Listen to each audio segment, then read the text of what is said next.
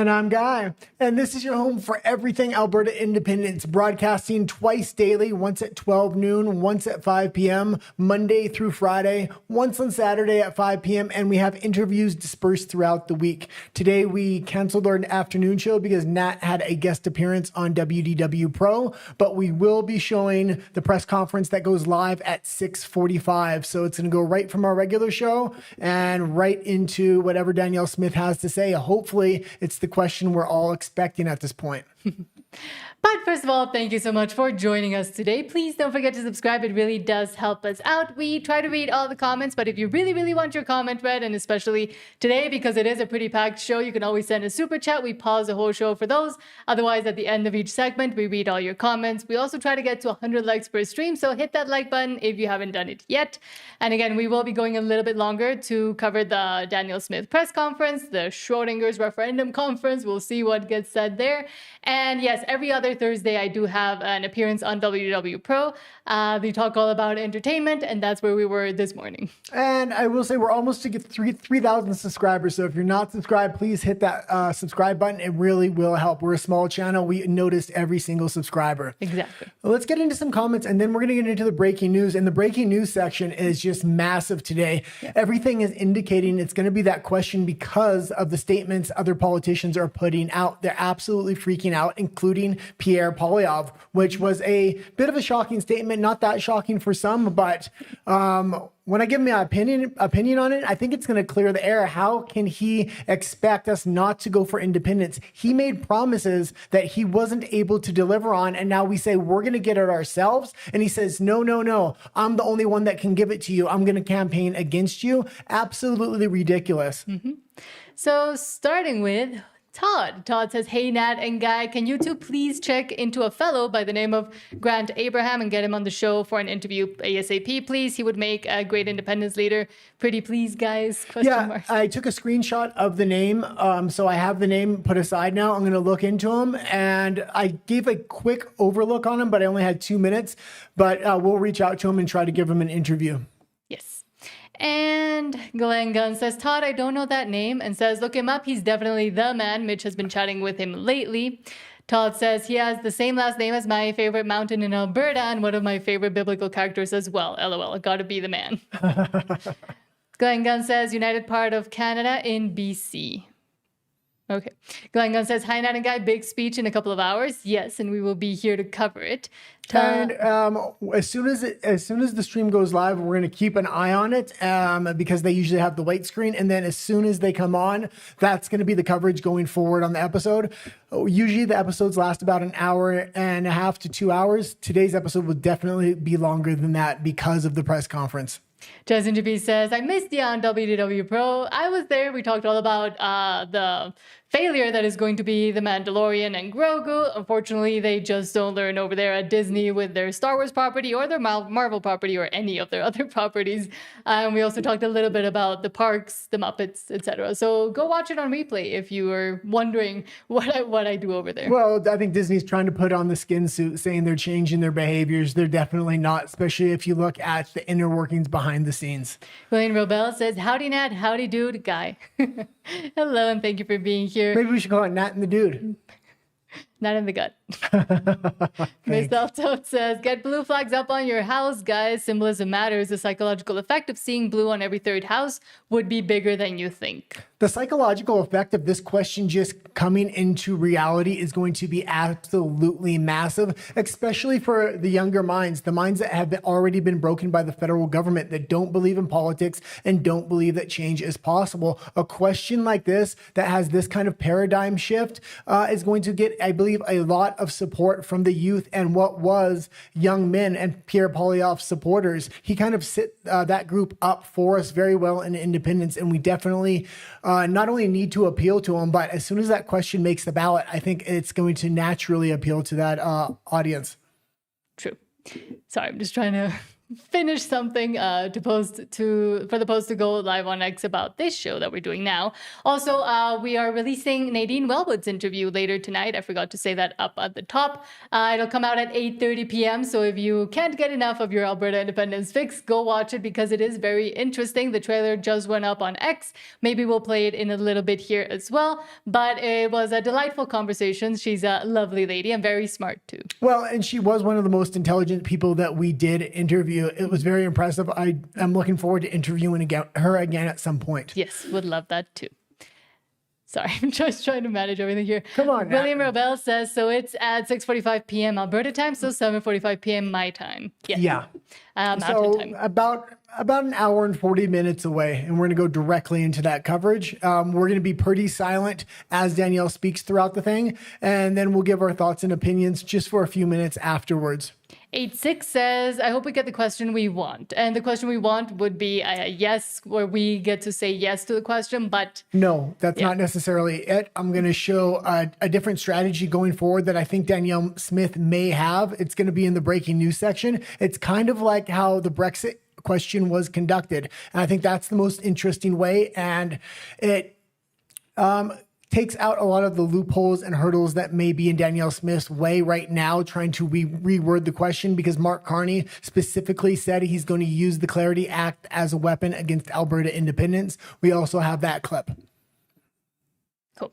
William Robel says, that's a great idea, but I'm not sure how many here in Texas would know, and my wife might object. She doesn't understand my interest in Alberta independence. But I'm glad you have that interest. Again, there is those parallels between Alberta and Texas, so maybe that's where it comes from. There absolutely is parallels between Alberta and Texas.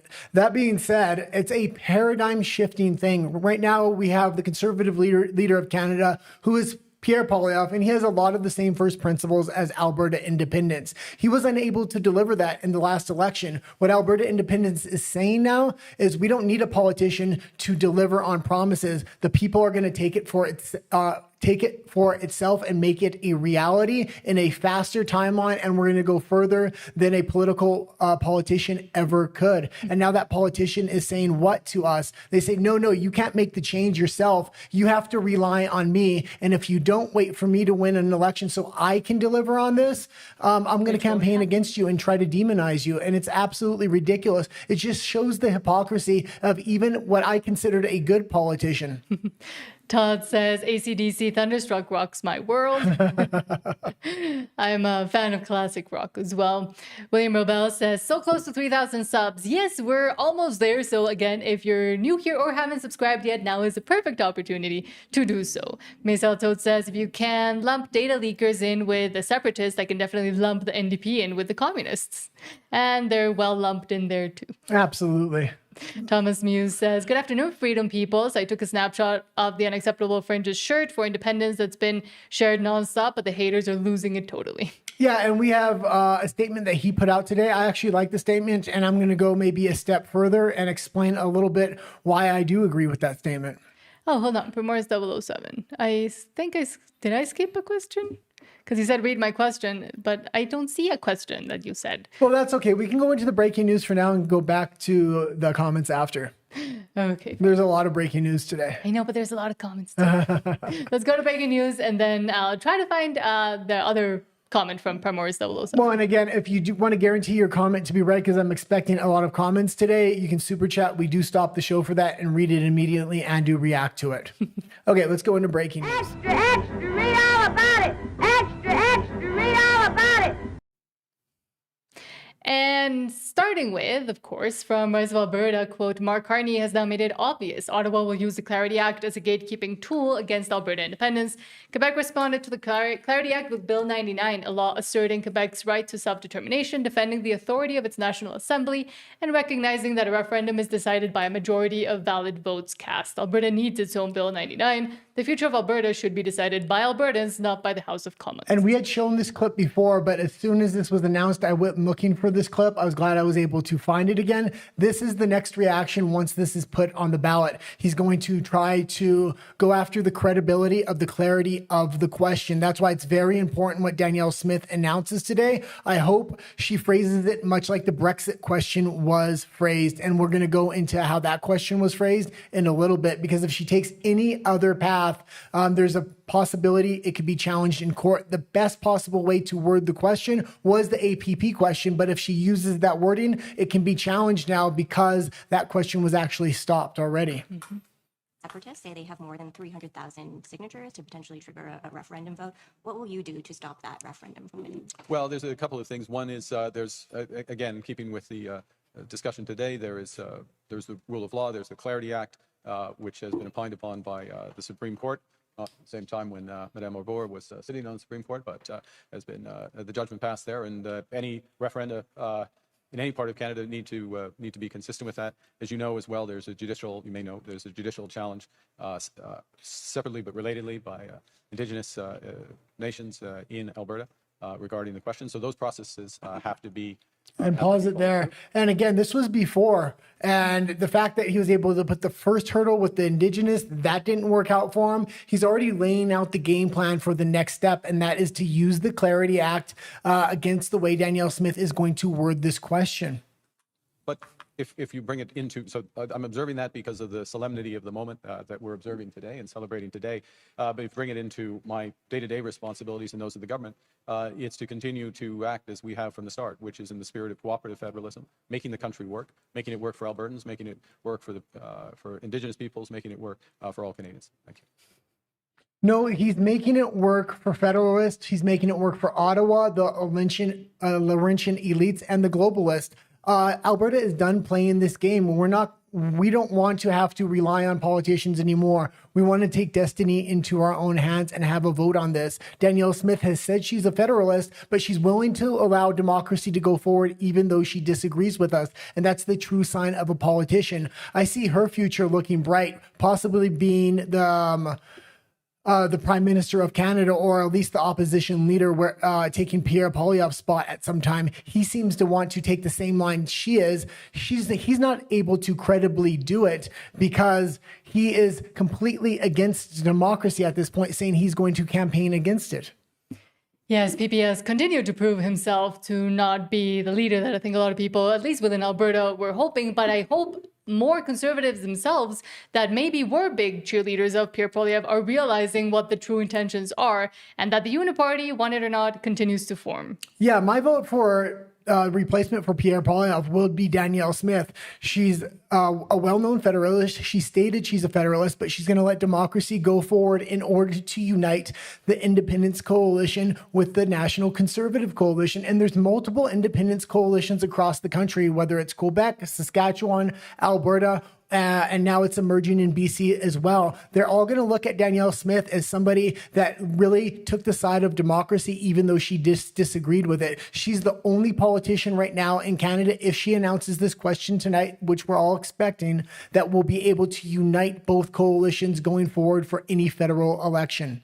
Speaking of PP, from Courtney Theroux says, quote, Conservative leader Pierre Poilievre says everyone in his party will be campaigning for Canadian unity in Alberta, and that it will go over great for them. He says Prime Minister in waiting, as Prime Minister in waiting, he will personally be campaigning across the province to encourage Albertans to stay in the Canadian family. Well, and I want to talk about this real quick before we play the clip, because there was two major issues on at this press conference. One was Alberta independence, which he's taking a stance thinking he can just take the popular stance of Danielle Smith. It doesn't work when he takes it, and it comes off as false and phony. He's done nothing to let democracy go forward. A matter of fact, he's campaigned against this vote going forward altogether. Danielle Smith is in a unique position because she's disagreeing with independence, but she's the one putting the question forward. That's number one. Number two, he finally came out and took a stance against private property rights, what's happening in BC, like all the Conservatives are right now, because it's become a popular issue.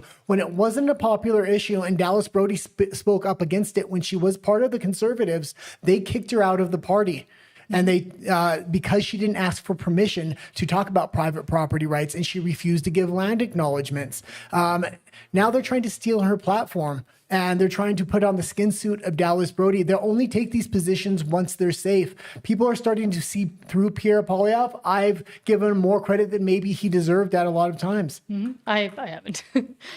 He's saying for property rights, not against property rights. So I'm a strong Canadian federalist, a proud Albertan, and a proud Canadian. I want a strong Alberta within a united Canada. And all conservatives will be campaigning for Canadian unity in Alberta and potentially, we hope not, but potentially in Quebec as well. Pause it. And when he says that, all conservatives will be campaigning against independence. What does he mean there? He's already said in previous statements he will kick them out of the caucus if they're for independence in any way, shape, or form. And this is why he doesn't have the right to even say that stance. He's not going to be able to unite both sides of the coalition now, both the independent side and the nationalist side. I think Pierre Poilievre's time is done at this point. I think you're going to see the rise of Danielle Smith after this. Alberta win there. We believe that Alberta deserves a fair deal in this country, which means that we unblock the resources. We allow the oil and gas sector to grow. We get the federal government off the backs and out of the way of Alberta workers and small businesses so the province can prosper. Reverse the gun grab and other unnecessary federal liberal irritants. I'll pause it. And he says, I want this, this, this, and this. I believe in the same first principles as Alberta does, yet I can't deliver absolutely any of it for at least 3 years. By that time, Canada's absolutely collapsed. Now the people are saying, we're going to get it for ourselves by putting this independence question on, which gives us more negotiating leverage with the federal government. What are we going to do? Go ask Mark Carney for all these things, just like Poilievre is going to ask to win the election? It doesn't work like that. We need real leverage. We need this vote in order to get the things that he's promising, and he can't deliver at this point. All for the purpose of you making our country more united, more affordable, and more strong. It is the job of the Prime Minister of Canada to unite the country. And as Prime Minister in waiting, I will begin that work myself. I will be campaigning across the province of Alberta, encouraging Albertans to stay as part of the Canadian family and encouraging nationwide unity for all Canadians. Absolutely wrong move. That's the end of his political career. He's now going to divide one of the big coalitions he needs for a national vote. You're going to see the rise of Danielle Smith from here. Danielle Smith has the exact same position. The difference is she can campaign against independence because she's the one that put the question on the ballot and sided with democracy. He's the one telling conservatives, if you speak up for independence, I'm going to kick you out of the caucus. That's not how democracy works. You're going to lose a lot of votes. A lot of Federalists are already leaving the country because Mark Carney has a majority government as well. His number of votes are going down every year because hundreds of thousands of Canadians are leaving the country. I believe at this point, if Danielle Smith goes forward with this question tonight, she's the only politician in Canada that will be able to unite all sides of conservatism in order to win a national election. And Derek, an acceptable French, thank you so much for the $5 super chat saying PP can't deliver any of that unless they open the Constitution for a majority of those issues. PP will lose his job going against Alberta. And yes, he will. And again, I think I've been harsher on him than even you have. I've been disappointed with him since the beginning, since he won as leader of the opposition, leader of the Conservative Party, and he decided not to go on or speak to any independent media. For example, he shunned them for long enough. And from there, we saw him only taking the important positions that he has taken after the polling came back and after other braver souls and politicians decided to go forth with those, like the mutilation of young children, etc. There was a number of issues we've covered because this has been a freedom channel for quite a long time, whether it was the March Across Canada, whether it was Billboard Chris fighting for children. Now they're all taking these issues because they're popular and the polling's popular, just like Justin Trudeau would sway with the freaking wind here. Pierre Poilievre, him campaigning against this, his best option was to keep his mouth shut. He's chosen not to do that. This is going to severely hurt him. I truly believe Danielle Smith is going to take his position in the future. I'm very impressed with the path that she's taken. She's stated she's against independence, but she's willing to put it on the ballot in order to unite Albertans. Hopefully. Yeah. We'll see what she announces tonight. But I will also say with Pierre Poilievre and all the rest of the conservatives and Conservative Party, even conservative content creators that continue to try to uphold that mirage of, oh yes, one day we'll get this and look at the polls and oh, we're doing better in the polls. Mark Carney's falling in the polls and want to continue that illusion that there's any chance for conservatives to do anything, at least for the next 3 years, but I say for generations, to get rid of everything that the Liberal Party has done in the past 15 plus years will take generations to actually get rid of. What's the problem here, Poilievre? We have the same first principles as you. You weren't able to deliver. We're a people without a leader, and we're saying we're going to go get this for ourselves. And you're saying, no, you can only have that if I give it to you. This is absolutely ridiculous. This is looking like a uniparty at this point. They need somebody at the helm that doesn't look like this. The last conservative debates that happened within British Columbia, every conservative came out against land acknowledgements. And then what did they do at the second debate? The first thing they did was land acknowledgements, and not a single conservative stood up against it. Poilievre is much the same as the rest of his party at this point. And I say Alberta independence is the only way forward. We can enact change now at a level the conservatives have never dreamed without a politician doing it for us. True. Thank you so much, Derek. Unacceptable friend. And we do have your statement coming up in a moment. Literally. So. Literally is the next thing. Derek Smith. Oh, it's not there. Derek Smith, our Unacceptable Fringe, says, quote, I reached out to your team twice directly, Pierre Poilievre, and they usually respond quickly, but not this time. This is your formal invitation to finally come onto Unacceptable Fringe.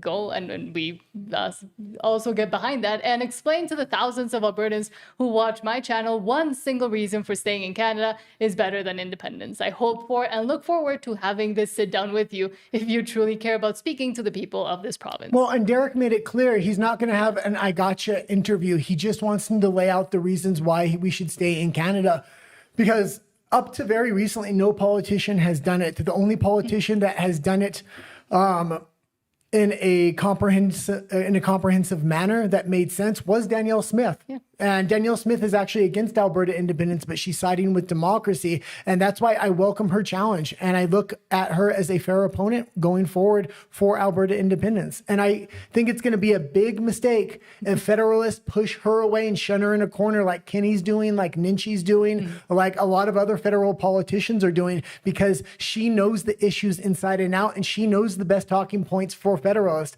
Although they're weaker talking points than the independent side, she's the only one that can articulate them at this point.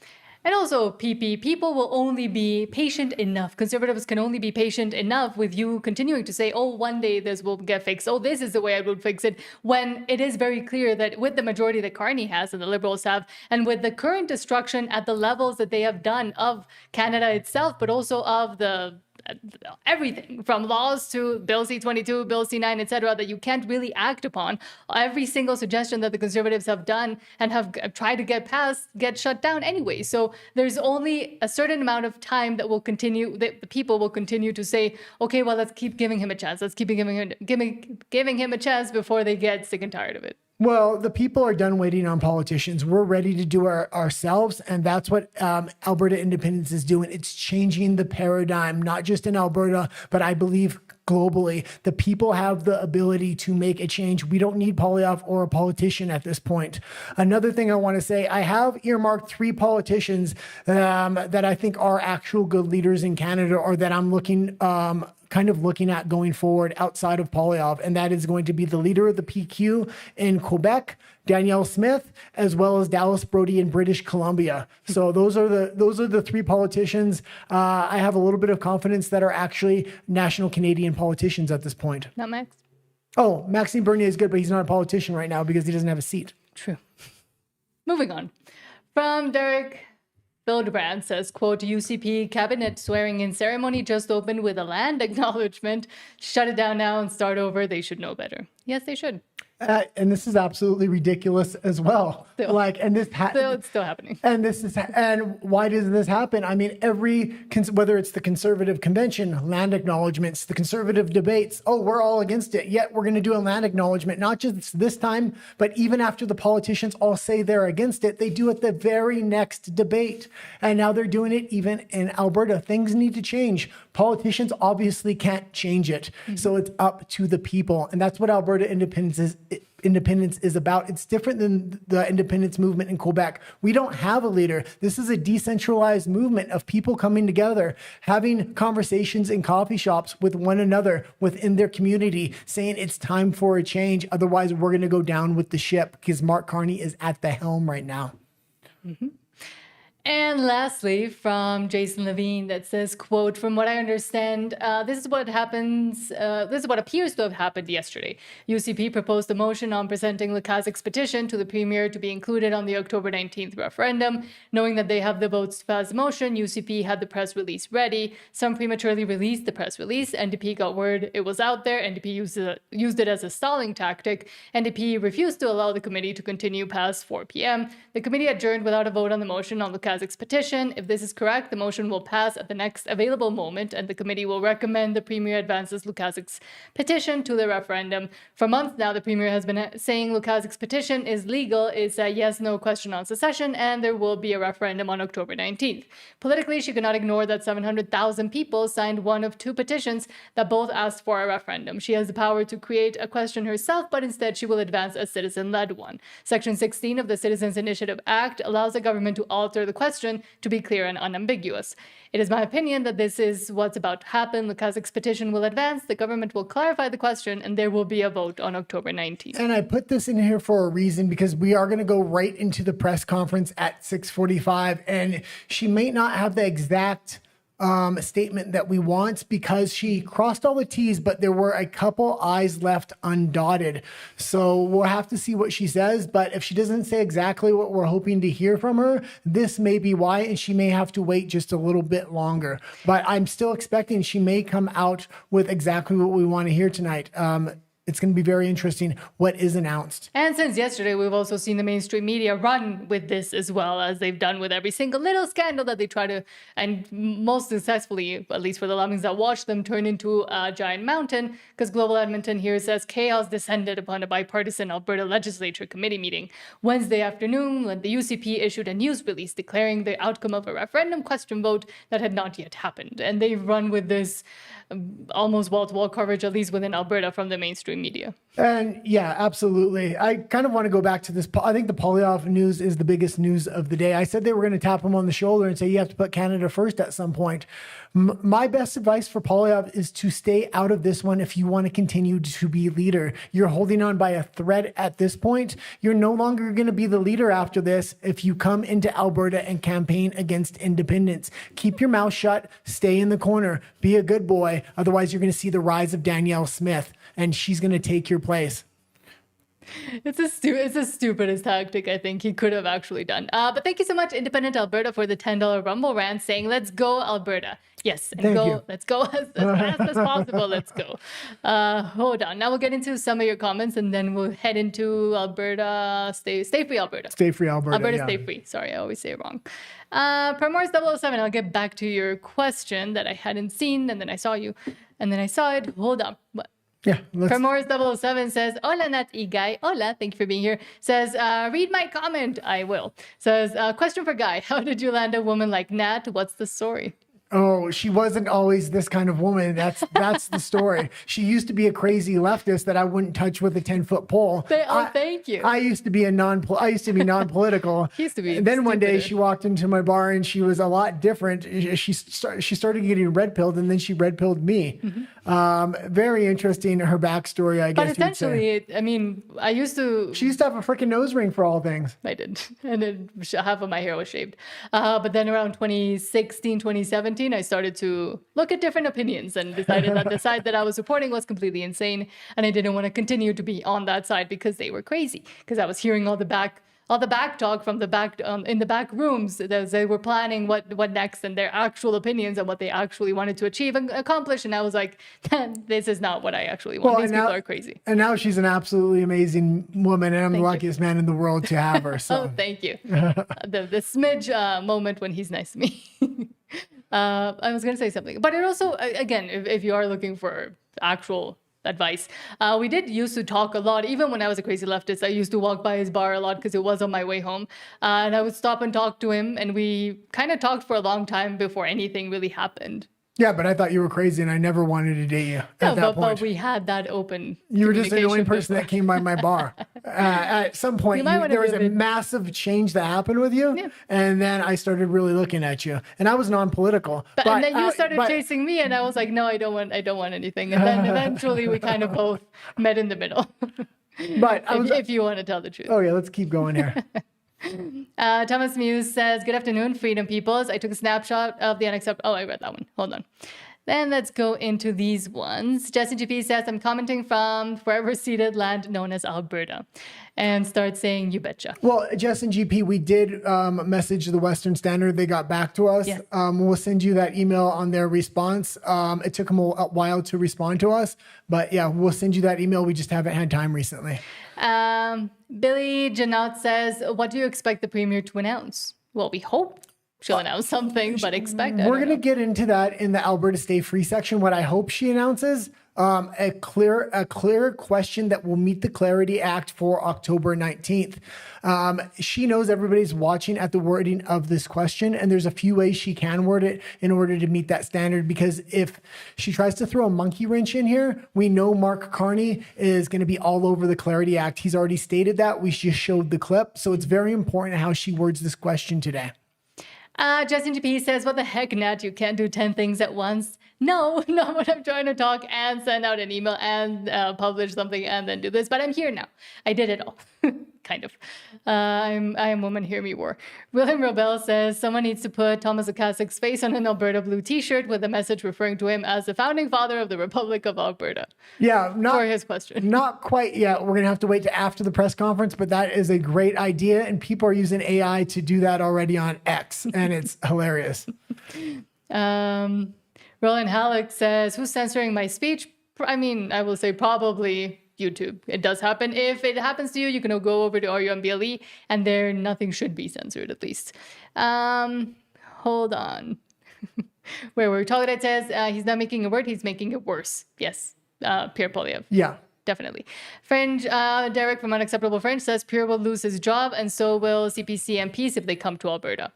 It's a terrible idea. It's like the worst idea he could. He would be better just trying to ignore it and let it be than coming to Alberta. Let's just think what's going through his head. The obvious choice was just to sit this one out, Polyev. What are you doing? He's seen Danielle Smith walk that tightrope with a sovereign Alberta inside a united Canada. The only reason she can say that, and the only reason it works, because she's the politician that can say that, is because she is the one putting the question on the ballot. She has earned respect from both sides, not from talking the talk, but through walking the walk. Mm-hmm. That's why she's the only legitimized federalist, in my opinion, at this point.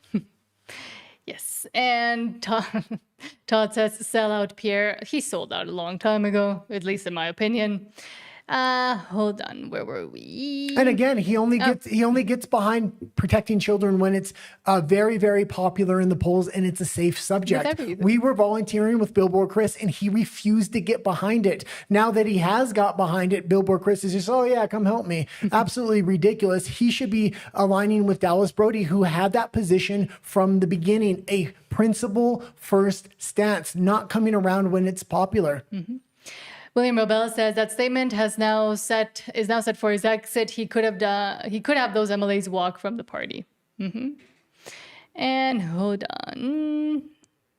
M68TV1 says agree 100%. And let's go to Sean says stop being so freaking cute. I don't know if that was cute. You calling me crazy. But sure. Okay, let's go into Alberta Stay Free Hold if we on. can. Sean says, I can't believe any sane Albertans seeing how things are going in Canada wouldn't want out. Well, I can't believe Poilievre sees us actually making the change he was promising to make for all of Canada, and he's saying, no, you can't do that. You can only do it if I give it to you. Yeah, wait for me. That's absolutely ridiculous. By the time we wait for him, because it's not like we're just waiting because it's a minority government. No, Mark Carney has a majority government. It's 3 years. Everything's going to be crushed and federalized by the time Poilievre even has a opportunity for a next chance. But the truth of the matter is he's on the way down. Danielle Smith is on the way up. And thank you so much to Independent Alberta for gifting 1 membership on RUMBLE. you. Hopefully someone worthy gets it. All of you are worthy. Hold on 1 second. And Krista says, hello, dears Alberta Independence, LF Go, or Let's Freaking Go. Yes. And says Keith Wilson will be on Fringe's show right after Danielle's address. Yes, he will. Yeah, It'll we'll be very watching that interesting. after. As soon as the address is done, we'll probably go over there and watch that. Troglodyte says, I like the way guy says Poilievre. Poilievre. Well, I don't like to keep saying PP because the censor's on YouTube, but Nat over here just keeps saying it. Oh, well, I'd rather say it. I'm just saying it's a P and then a P. Okay, let's go into Alberta Stay Free if we can. Free home Alberta, where the roots run deep and the money trees grow. Oh, and just quickly, this is interesting too. I hadn't seen this one. Derek from Unacceptable Fringe said Danielle is coming on the channel in the near future. Pierre won't.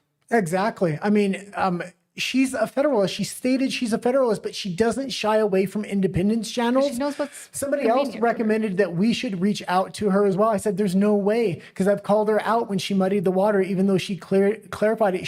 He said no. She'll go on a lot of channels that actually disagree with her. She's one Which of is the few what politicians should be doing. She's one of the few politicians that will do that. She has an opposite stance, but she gets respect from the independence community because she's walked the walk of democracy. While Pierre Poilievre is literally trying to put the Danielle Smith skin suit on right now, using the same catchphrases she is, but he hasn't done the things that she has done to earn the respect.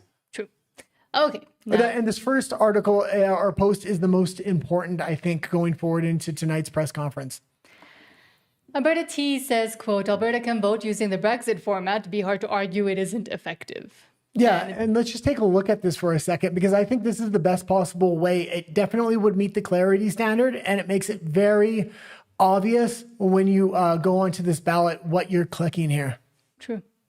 So it says referendum on Alberta separation from Canada. Should Alberta remain a province of Canada or leave Canada? Remain a province, leave Canada. I don't know if that actually meets the clarity standard as it's set out in the Canadian context, but that was the question asked in. Well, during what it Brexit. says here is, should Alberta remain a province of Canada or leave Canada? And then there's a box that says remain a province of Canada. And then there's a box that says leave Canada. But I'm almost sure it has to be, you can't have an or. It can't be an and or sentence. I think Okay. that's what Keith Wilson was saying. But I mean, that would be a lot more clear than having to campaign on a no, Yeah. which is a lot harder to do. And what we have to realize in this announcement today, Mark Carney has already made it very, very clear. His next line of defense is to use the Clarity Act and to attack the question. So we're going to need to look really hard at what Danielle Smith says today. And again, she hasn't dotted all the I's.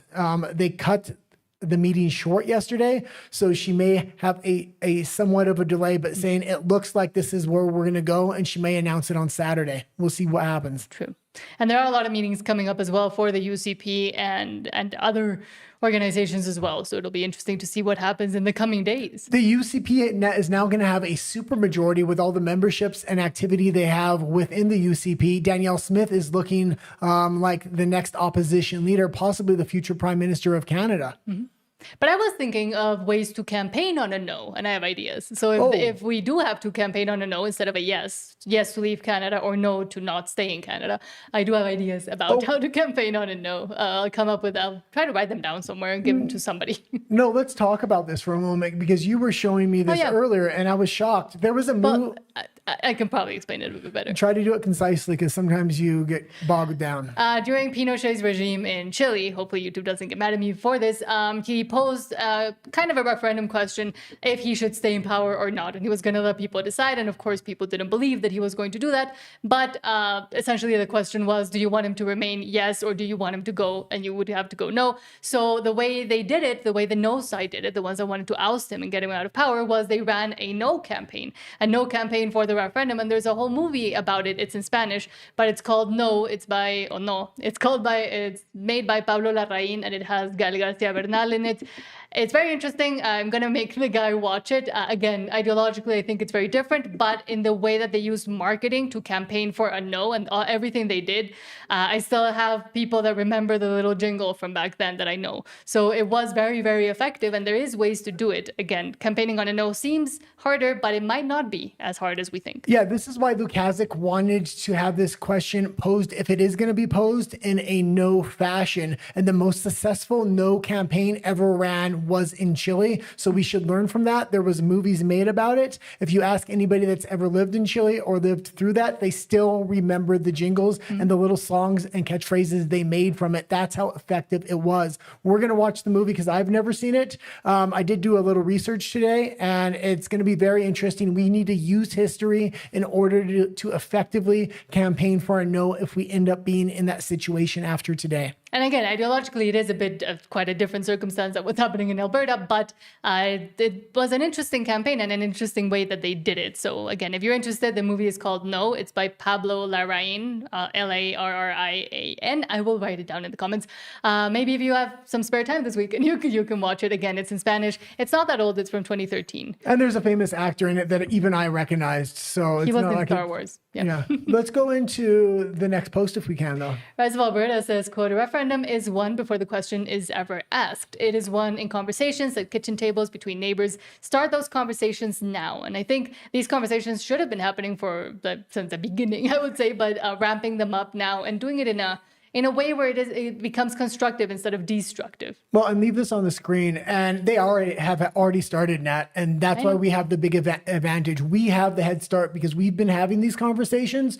We're going to have a clip in a minute of somebody having these conversations on the street and has been having these conversations for a long time. And that's John talking to Albertans, and the way he's been starting these conversations and conducting himself when he has people opposing it is something that we should really learn from, number one. But number two, the other side is saying we need to fracture relationships. We need to stop talking to family members that are supporting independence. Stop supporting politicians that are supporting independence. That talking points coming from Pierre Poilievre himself, but they're trying to fracture relationships. Well, we're trying to start conversations. There's a big difference here. This really goes back to the jibby jab era, the truckers convoy, on how the federal government was trying to address those issues. We simply need to have polite conversations where we plant seeds. We don't need to change people's minds on the spot. Mm-hmm. Because again, the most effective way of changing someone's mind is actually getting them to change it themselves through questioning their current beliefs and maybe even their cognitive dissonance and starting to break through that. But you can't just barge in and do it. They have to do it themselves. They have to clear the fog themselves. Well, and let's remember, we're not politicians, and we're not politicians with a bunch of catchphrases that say them every time we go up to the podium, like Pierre Poilievre is. These are real conversations with real people that we want to have politely and just have a little bit of back and forth and plant a seed. That's the strategy to change the paradigm of Alberta right now. We no longer want to put our future in the hands of a politician. We want to put the future in the hands of the people. Yes. But speaking of, you were saying John talking to Albertans had an interesting conversation recently. And he says, quote, a guy in Calgary told me, we're not even allowed to discuss Alberta independence. Think about that. Apparently in Canada, we're only allowed to talk about approved political topics as they would want it to be. Yeah, and this was interesting. It came out today. If you don't know who John talking to Albertans is, he's absolutely fantastic. He went out with The Fringe as well as Igor recently. He's making fantastic content, and he's having the conversations publicly that we need to be having in private with family members, coworkers, and things like that. And we were fortunate enough to interview him. So his interview is also in our interview section, or interview podcast section. So you can learn more about him there as well. Hey, what do you think of Alberta independence? You have to be kidding. we're making a video asking people There is their no opinion. independence allowed in Canada. Discussion over. Discussion over. So we're only allowed to discuss approved topics. But there's going to be no independence for Alberta. So, but we're only allowed to discuss things that are approved. Do you see the problem with that? And did the court not rule against that because of the natives? Well, right now it's being appealed. Yeah, So but that- one judge that- made a decision. A judge said So if a later judge overturns it, will you change your opinion? no. So then you're being legal doesn't mean anything to you then. If one judge says yes and one other judge says Quebec no. separation did not work. Yeah. Okay. And pause it. This is Alberta. And this is important because they're currently going through the appeals process. And if Danielle Smith puts the question on the referendum and then the appeals overturned, you're hearing this guy. And this is the response I'm expecting to hear from a lot of opposition. Oh, we have to listen to the courts. But when the courts rule in favor of independence, they're going to say, no, well, we don't want to listen to the courts then. They only want to listen to the courts when they have the same opinion as they do. Alberta, we're landlocked. Yeah. We don't have any access to the ocean. It's stupidity. Okay. So, but Quebec had 2 votes, 2 referendums. They had Yeah. 49.5%. Yeah. So they just about did it. They tried. And the Supreme tried. Court ruled that if they had a majority, they would have been able to leave. It would have been, but again, So then it is possible for Alberta because we're just like Quebec, we're a province. it is stupidity. Okay, but why is it stupid? What does Alberta gain by going independent? What do we gain? We Pause gain it. control over. $20 billion a year or whatever it is, a massive amount of money. You also gain the leverage so you can get to the coast because right now you're landlocked by your own freaking government.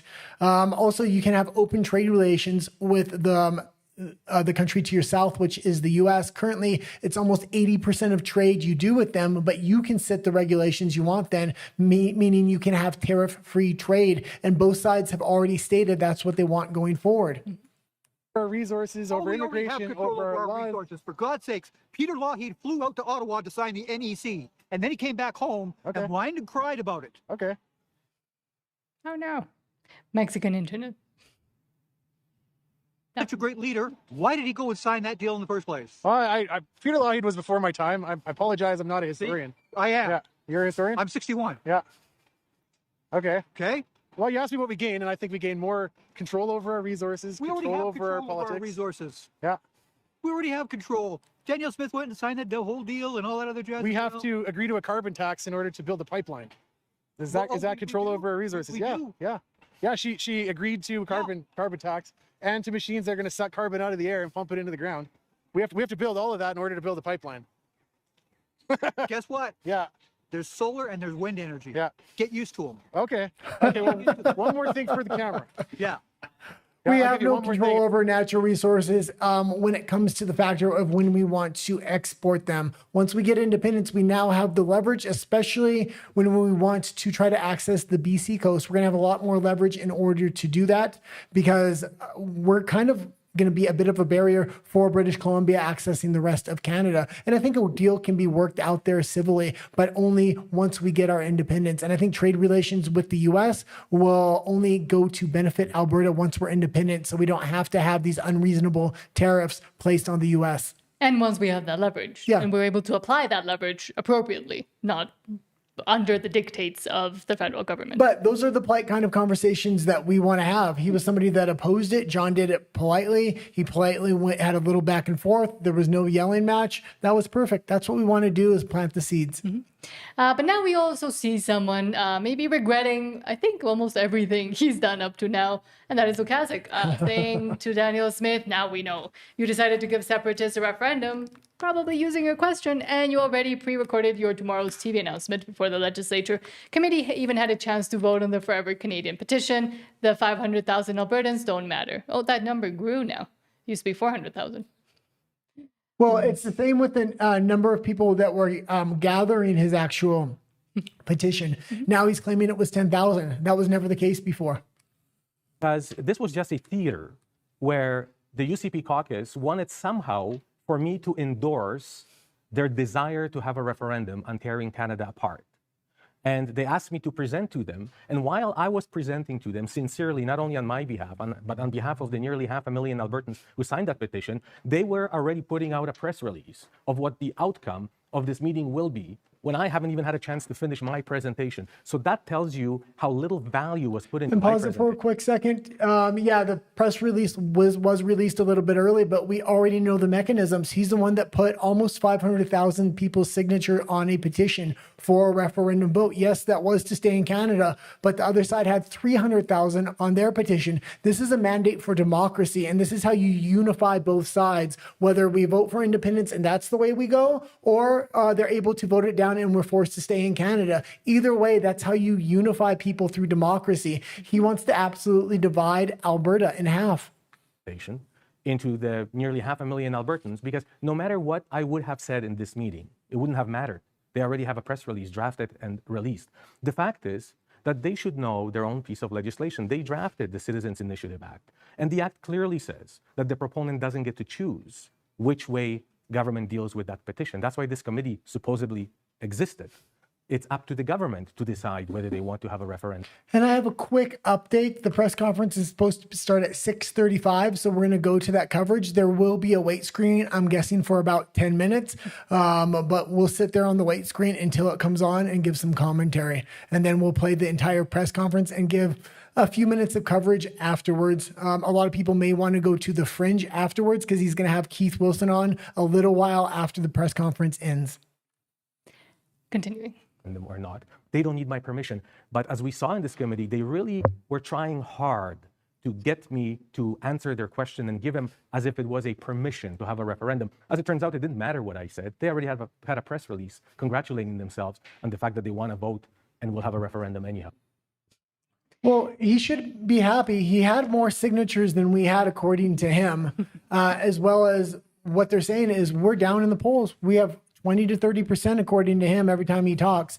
Now, the reality of it is we were at 35 by Rebel News the Standard, and I thought that was a credible standard. But after what the government did with the ideological judge and through the First Nations, a lot of people in British Columbia and the rest of Canada are fed up with them using the First Nations as the cudgel and the tip of the spear to stop and block things and take freedoms and rights away from people. The fact that they went that route, you have to figure we have another 5-6% support after that. So we have to be sitting around 40% support. I'd be very interested to see a new poll come out after the announcement of today.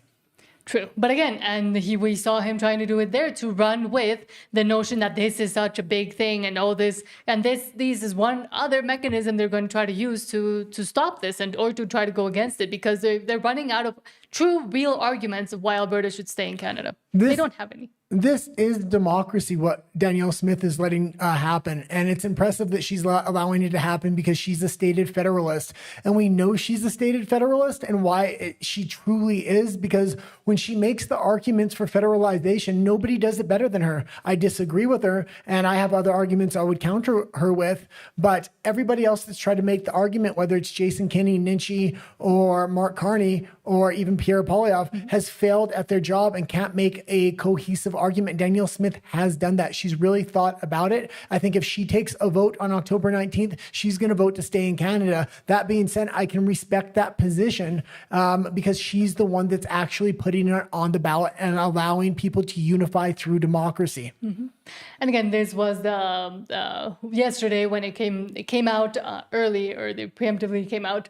Rise of Alberta said, quote, "The committee reviewing Thomas Lukaszik's Forever Canada petition has voted to recommend that Alberta put an independence-related referendum question on the October 19th, 2026 ballot.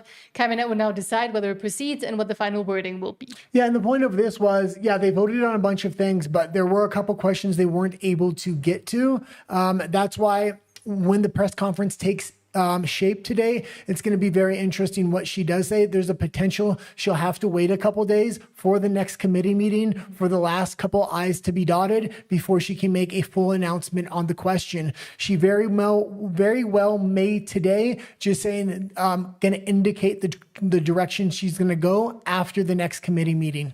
And again, specifically because they are trying to run with this to try and stall and continue to stop the getting the question on the referendum in the first place.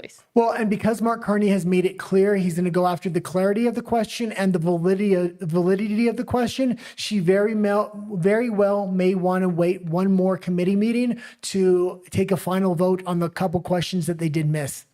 And finally, Corey Morgan says, quote, I look forward to custom stations being set next to them because Alberta unveils new strong and free border signs at provincial entry points.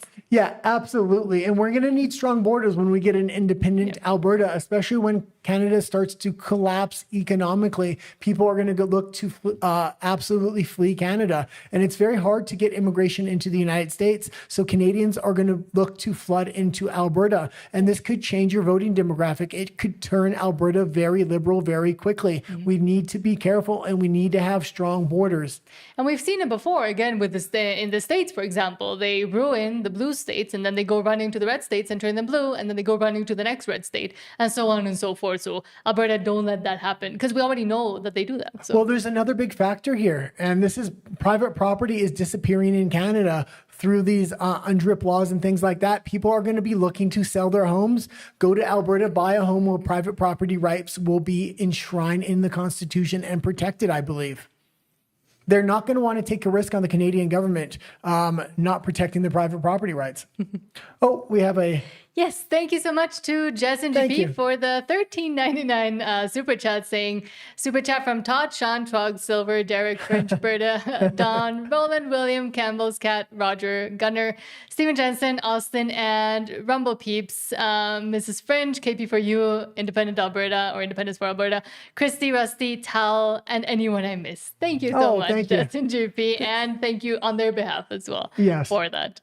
That's very cute. And I do want to, I'm going to try to put over the next few weeks a list together of all content creators that are supporting Alberta independence inside and outside of Alberta. And then I'm going to put a secondary list of content creators that are leaning towards Alberta independence, that are more federal content creators, but haven't quite got behind us yet. These are channels that we're going to want to support and subscribe to. Try to get their numbers up, because it's going to be up to independent media to go against the mainstream media come the summertime. Once this question's announced, there's going to be a full-on assault, whether it's through federal censorship or whether it's through the mainstream media. But also, thank you to all of you and everybody that's mentioned there, but also anybody else that has subscribed, that does talk to us, that does give us, everybody that gives us your opinions and tells us what you're thinking and even gives us news and lets us know what's happening out there.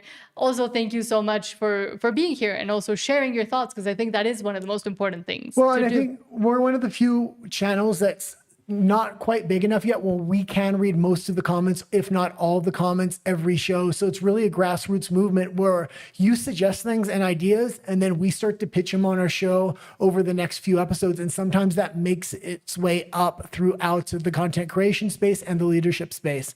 Teresa Freedom, thank you so much for the $2 super chat, saying the committee completed today. The motion passed. They absolutely fantastic. I was trying to look for that information. I'm like, when is the next committee meeting? Why is nobody talking about that? So it looks like it passed. If it did. Yeah. That looks like the last barrier that was in the way. So now I am expecting a full question announcement by Danielle Smith. And again, it's very interesting with Poilievre coming out with that statement now, and Danielle Smith having the same statement, but Danielle Smith is the one allowing democracy to go forward, even though she disagrees with it. She looks like she is going to be the future opposition leader. I would say Poilievre's on his way out. Danielle Smith looks like she's on her way in, especially if Poilievre comes out to Alberta to campaign against independence.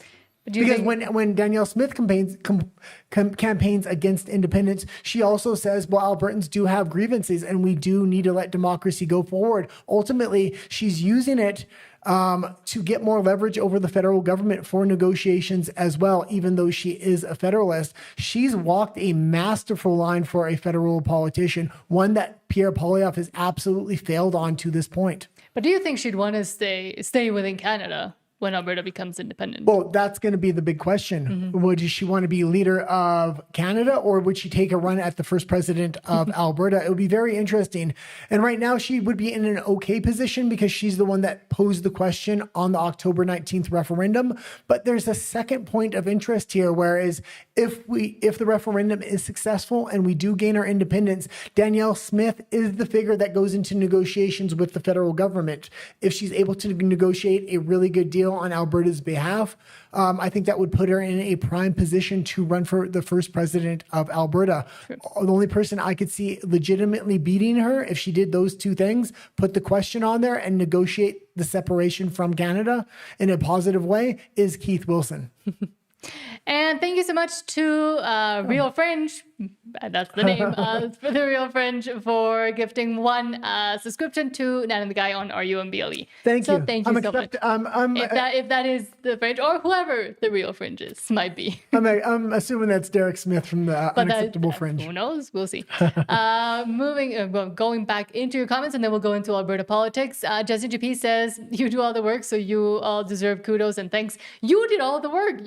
Justin GP was a canvasser, so thank you. So all the canvassers, everybody that has mobilized, that has had those conversations, that continues to have them, that stays polite but able to open up the conversation, the Overton window, everything. You are the ones that are doing the real work as well. Well, it's going to be a time for celebration. So thank you.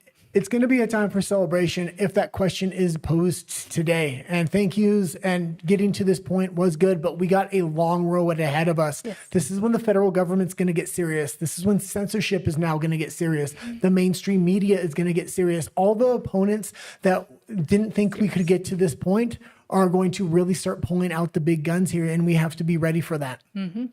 Now, Norman says, you guys rock. We need to get Nan and the Guys subs up. Thank you so much for the... Thank you. And we're almost at 3,000 subs. Yes, so thank you so much to everybody that has subscribed. Teresa Freedom says, sorry, I forgot to send it to you. Oh, no, it's okay. We just didn't know. But that's okay. Don't apologize for that. Hold on. Let me... I just need to go back to the other ones. Oh my God, because I saw some good ones over here, so I don't want to skip them. Oh, it's just me now. Great. William Robel says he's claiming to be the PM in waiting, that being Pierre Poilievre. He hasn't realized that his voters don't want him because they know he can't really enact any sort of true change. M68TV1 says Canada left us. Oh yes, it did. It left itself, I will say, too. Unacceptable Fringe. Derek says Danielle is coming on the channel in the near future. Pierre won't. Oh, I had read that one, but that is a very interesting piece of information too. And Unacceptable Fringe says, do not come here to Alberta. Yes, do not go to try and campaign. I like that comment. I heard it when I was in the bathroom there. Pierre Poilievre is the premier in waiting. Everybody knows that. He's waiting for Canada to collapse. And it's absolutely ridiculous.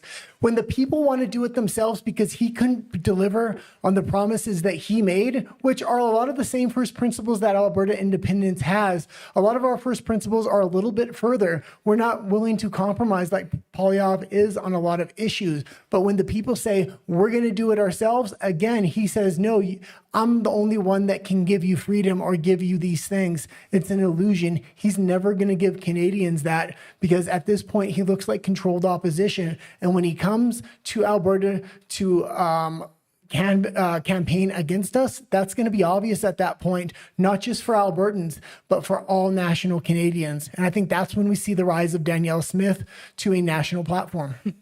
Troglodyte says, go eat an apple, Pierre. Yeah, I mean, that's as much as he can do right now to actually enact any kind of change. Unacceptable French says, Pierre, take your unit party to Know Your Role Boulevard, turn right on Jabroni Drive, and check your party directly out of Alberta. Sit this one out. How do you... It's the worst idea he could have come up with, honestly. How do you think Quebec got such a good deal? They leveraged independence. That's what Alberta's doing. Danielle Smith wants to get the best deal for Alberta. This is the only way to do it. It's already been mapped out by Quebec. Now, I want actual independence, but even if it results in just a better deal, it's the right way to kind of go with this one. Pierre Poilievre wants to ask politely and sit in the corner. That didn't work for him. It didn't work for him at all. And that's why he's a loser. And that's why he's no longer going to be the Prime Minister of Canada very soon. And we're going to start looking to other individuals. Mm-hmm. William Robel says Pierre is delving into provincial politics when he's a federalist.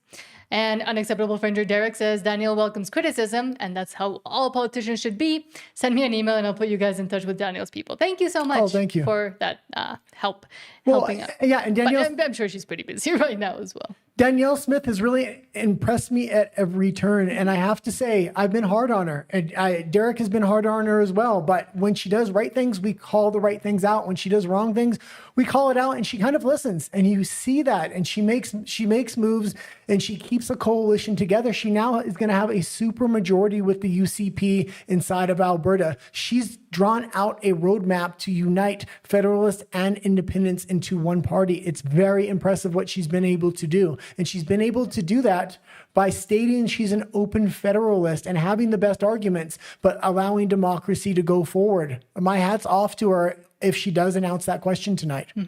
Austin Westwood says official passing of the motion to recommend the independence question happened about an hour ago, this time actually done. Thank you so much for also letting us know, and to Teresa Freedom for letting us know too. Todd says, Mark's going to make another word salad, you mean, guy? Only thing he knows, he knows how to do quite a few things. I think Mark's going to be too busy to say anything with his hand up Pierre Poilievre's arse, puppeting him in Alberta to say exactly what he wants him to say. Todd says, Nat should study the textbook I used in communications class, guy, lol. Its title is clear and concise.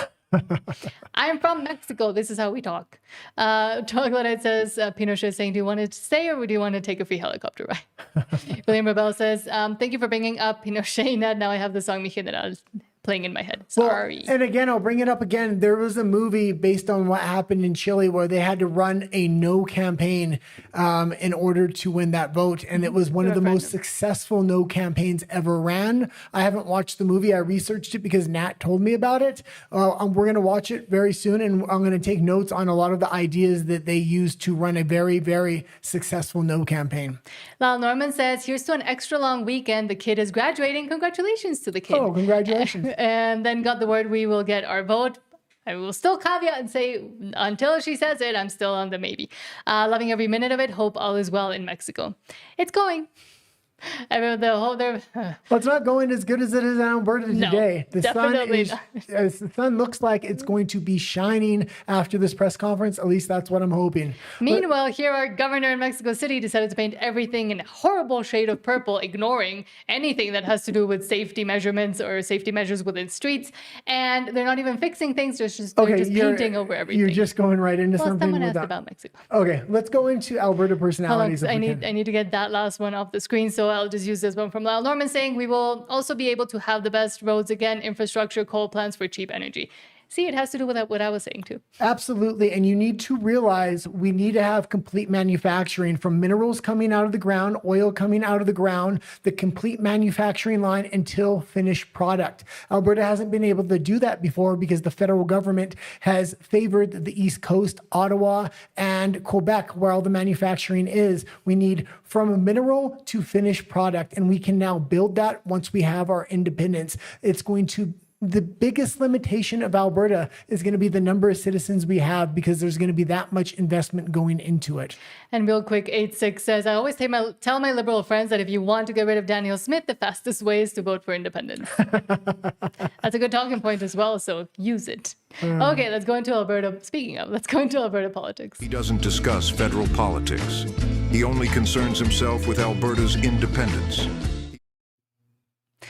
And starting with from Paul Mitchell saying, quote, never stay in a rigged game. The only way to unrig the legal system and ditch the masses of liberal appointed judges is for Albertans to choose independence. The Rights of Alberta says, quote, 94% of Alberta's Court of Appeal judges were appointed by Ottawa Liberals. Surprise, surprise. 83% of Alberta's Court of King's Bench judges were appointed also by Ottawa Liberals, and so on and so forth. Well, leave this up here, please. And there's a legal pathway to go forward for independence. And we tried the first path, and now we know why it was rigged against us. There's a second path with Danielle Smith if she would allow democracy to go forward, even though she disagrees with the question itself. So we went to the second path. The Premier of Alberta outranks the courts on this particular question and the legal path going forward. The mainstream media wants to paint a different narrative. There was multiple paths to get this question on the October 19th ballot, and we used every path available to us until we got to the last possible option, which was Danielle Smith. The Courts were stacked against us with an ideological judge. That ruling's probably going to be overturned, but what they were expecting to do was to delay it long enough that we couldn't make that October 19th date. Danielle Smith may have just given us a secondary option, which is absolutely fantastic. And again, as Nayib Bukele from El Salvador said, if you don't get rid of the corrupt judges, you can't actually enact the change or make the changes that you want to see, because they're the ones that ultimately hold the most power in being able or not to change things. Yeah. So don't forget the judges once Alberta becomes independent. Scott Robertson says, quote, Jordan Leichnitz, I guess, on Danielle Smith's irresponsible push for a sovereignty question, saying this whole conversation is happening in a context where we have a southern neighbor who's expressed very keen interest in what's happening in Alberta, in what's happening with sovereignty sentiment in Alberta and Alberta's energy, and that has had no compunction interfering in other countries when it comes to things like elections and leadership. Yeah, it's going to be very interesting because at every single turn, the mainstream media said, well, they can't have an independence election, and then we would get past that hurdle, and then the next hurdle will come in. No independence election, it's not legally allowed, First Nations, and then the next thing would happen, and the next thing. They've gaslighted the general public so much at this point. I don't even think nationalists are going to believe them at this point, and people are going to start really taking Alberta independence seriously after today if that question becomes a reality on that ballot, especially young men. When young men see that question on that ballot and realize one vote can change your future, your children's future, your grandchildren's future, I think you're going to see them come out to the polls en masse. And Pierre Poilievre already primed that group for us. He can't deliver on what he promised to them. Alberta independence can. Well, one vote can change their legacy. And I think that's a great way to put it as well for them. There is going to be a question on separatism on the ballot, come hell or high water. It seems by October. So, she says she's a federalist, but using a lot of political capital to get separatism and stay on the ballot. Yeah, absolutely. And I think in this, she should be judged by her actions, not by her statements. She's made a series of decisions that have lowered the bar for referendums, that have made it easier for these questions to be brought to a And she said, judge her based on her actions. Her actions are that of a federalist. That's why she signed this MOU and made a bad deal for pipelines. That's what federalists want, not people that on the independent side. She got a lot of flack for signing that from the independent side, but she's going to allow democracy to go forward and allow both sides to unify whatever the outcome of that election is. Mm-hmm. A vote that have created space within the UCP for separatists, even within her caucus, to actively express those views as members of the governing caucus. She has within her party some of the organizers who are closest and most tied to her are the ones who are the drivers of this separatist movement in Alberta. There is a huge problem here. She allowed people in her caucus to speak up because they had an opinion that differed with her. That's called democracy, and that means a diverse kind of caucus that she has. We see what Pierre Poilievre said. We're all going to campaign against Alberta independence. You're not allowed to have a different opinion. Otherwise, we're going to kick you out of the conservative party. He's already made that statement previous, and then that goes back to the statement he made today. He doesn't allow democracy in his own caucus. That's why he can't make a big tent movement. And conservatives are fleeing Canada en masse. He's going to have to appeal to other demographics if he wants to build a coalition. He needs to take a page out of Danielle Smith's book. She built a coalition from two sides that normally wouldn't be put together. She's masterfully done this. Here. There's a big difference between what she's saying and what she's doing. And the consequences of this could be very serious. And I think in particular, what we're really seeing right now is that she is making a move to ensure that there is a sovereignty question on the referendum. Even though the court disallowed the original one, she's choosing the Lutsko one, which, yes, it's a more favorable question for those who'd like to keep the country together. But again, it's still about creating a separatism, a separatist question, a sovereignty question on this referendum. And I think that in particular, when you look at things like this episode today at this committee, where it does appear that that committee hearing, that is performative. The decision has been taken and, they just sort of did that part in public by accident, right? But yeah, obviously they had the political power. They knew how the vote was going to go, so they were preparing. We've seen the federal government do this on a level far, far beyond this, not just a press release, but floor crosser after floor crosser after floor crosser. The way he's sitting up to federalize Canada and take sovereignty away from provinces is absolutely disgusting.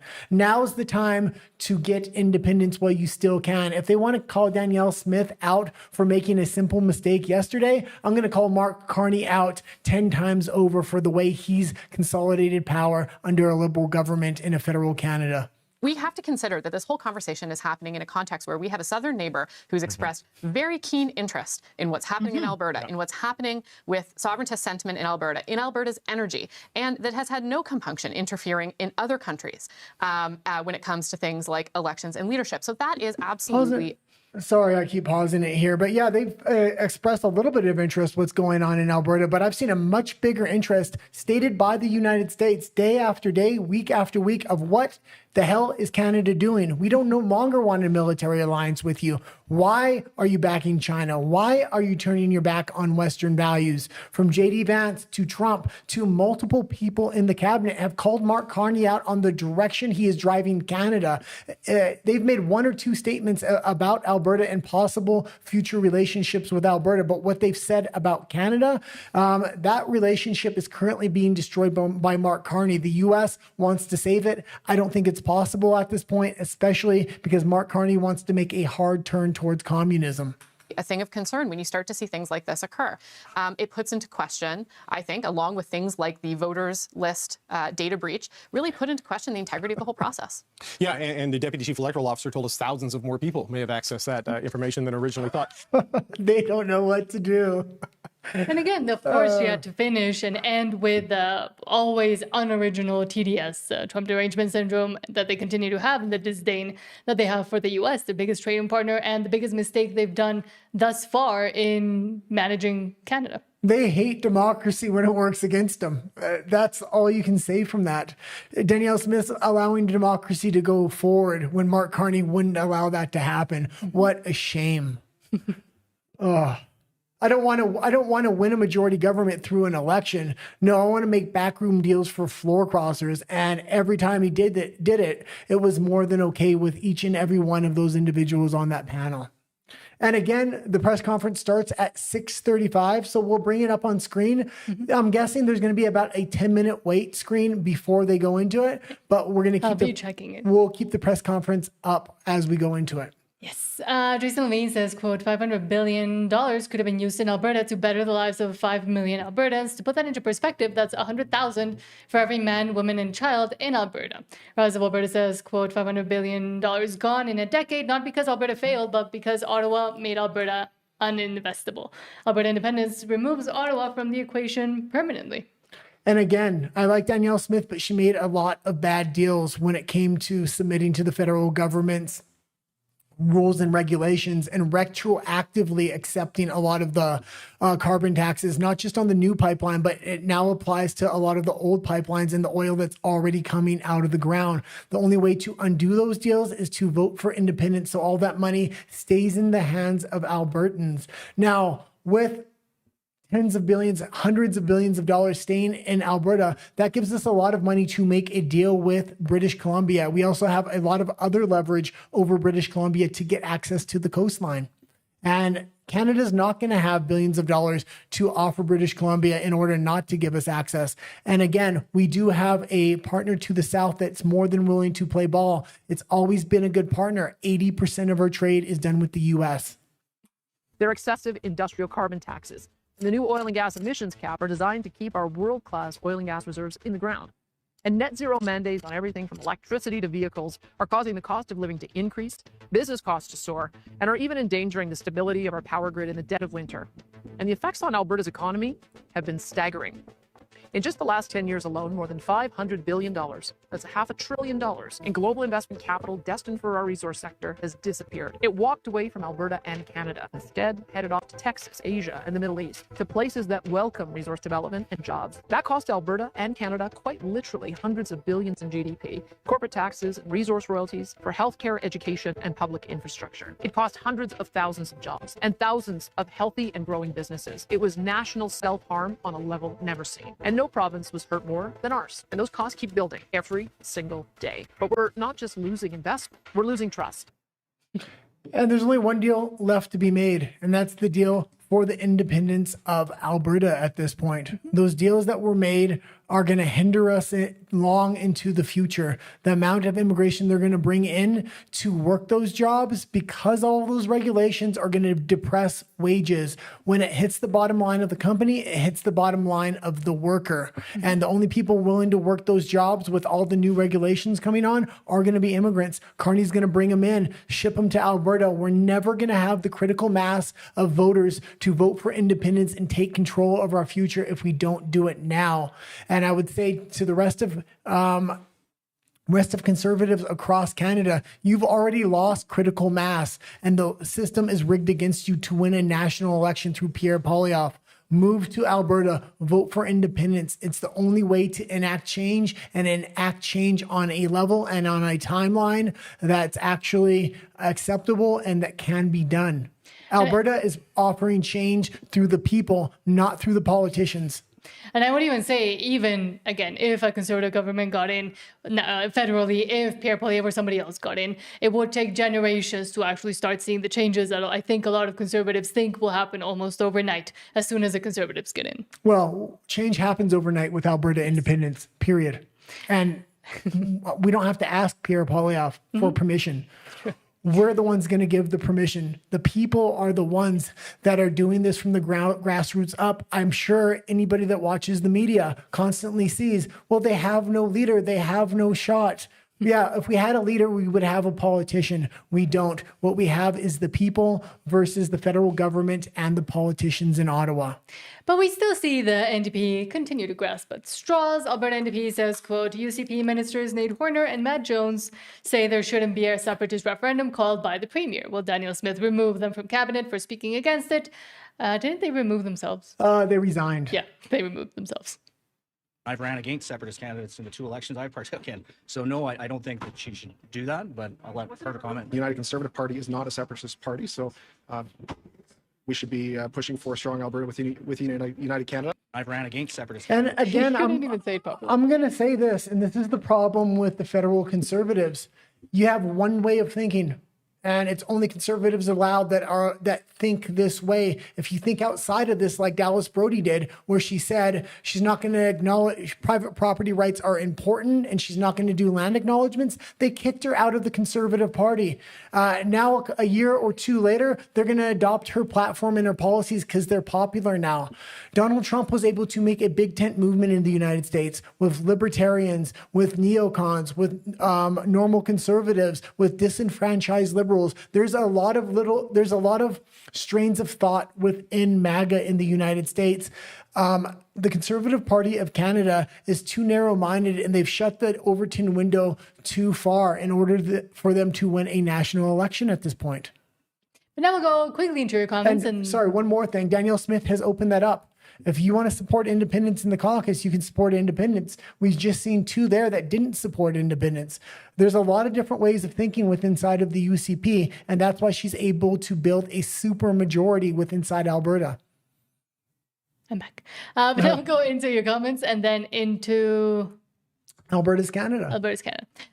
Hold on. Thank you so much, Independent Canada. Yeah, Independent. Can't talk. Thank you so much, Independent Alberta, for the $5 Rumble Rant, saying Saskatchewan brothers and sisters have skprosperityproject.ca. Yeah, they have a few points of legislation that are in their way, and they have a premier that's working against them in Scott Moe. We've seen him over in China. We've seen some of his policies that he tries to paint as conservative policies, but ultimately, in the long run, they're trying to take your weapons from you. What he's saying is you have to put your name and a firearm on a registry, and then you won't have to turn them over until the federal government pays fair market value, and then you have to give them over. That's not protecting firearms, period. Scott Moe is leaning more and more towards the federal government. They need to get rid of Scott Moe and find somebody that will back a referendum and a vote on independence going forward in order to change a lot of the legislation as well. Quebec right now has the next best chance at independence. And if Quebec gets its independence, that's the best possible thing that could happen for conservative Canada, because that changes the seat count variant and it turns most of Canada conservative at that point. Teresa Freedom says, you got my vote, Derek, at Unacceptable Fringe. Hold on. Sean says, it's really disgusting. Sean is from the US. Says, it's really disgusting how these people demonize the USA in order to gain political power. USA and Canada are cultural friends, and Canada wouldn't exist without the USA. We should work together. Absolutely. And there's a caveat to that, and I'll just let you know. Alberta and Saskatchewan have had different policies when it comes to the U.S., even with the most recent spits and spats with the tariff negotiations. Alberta and Calgary have not banned a lot of U.S. products from their shelves and alcohol from their shelves like the rest of Canada has. Alberta wants tariff-free trade with the United States. It wants a good military alliance. It does not want to be the 51st state.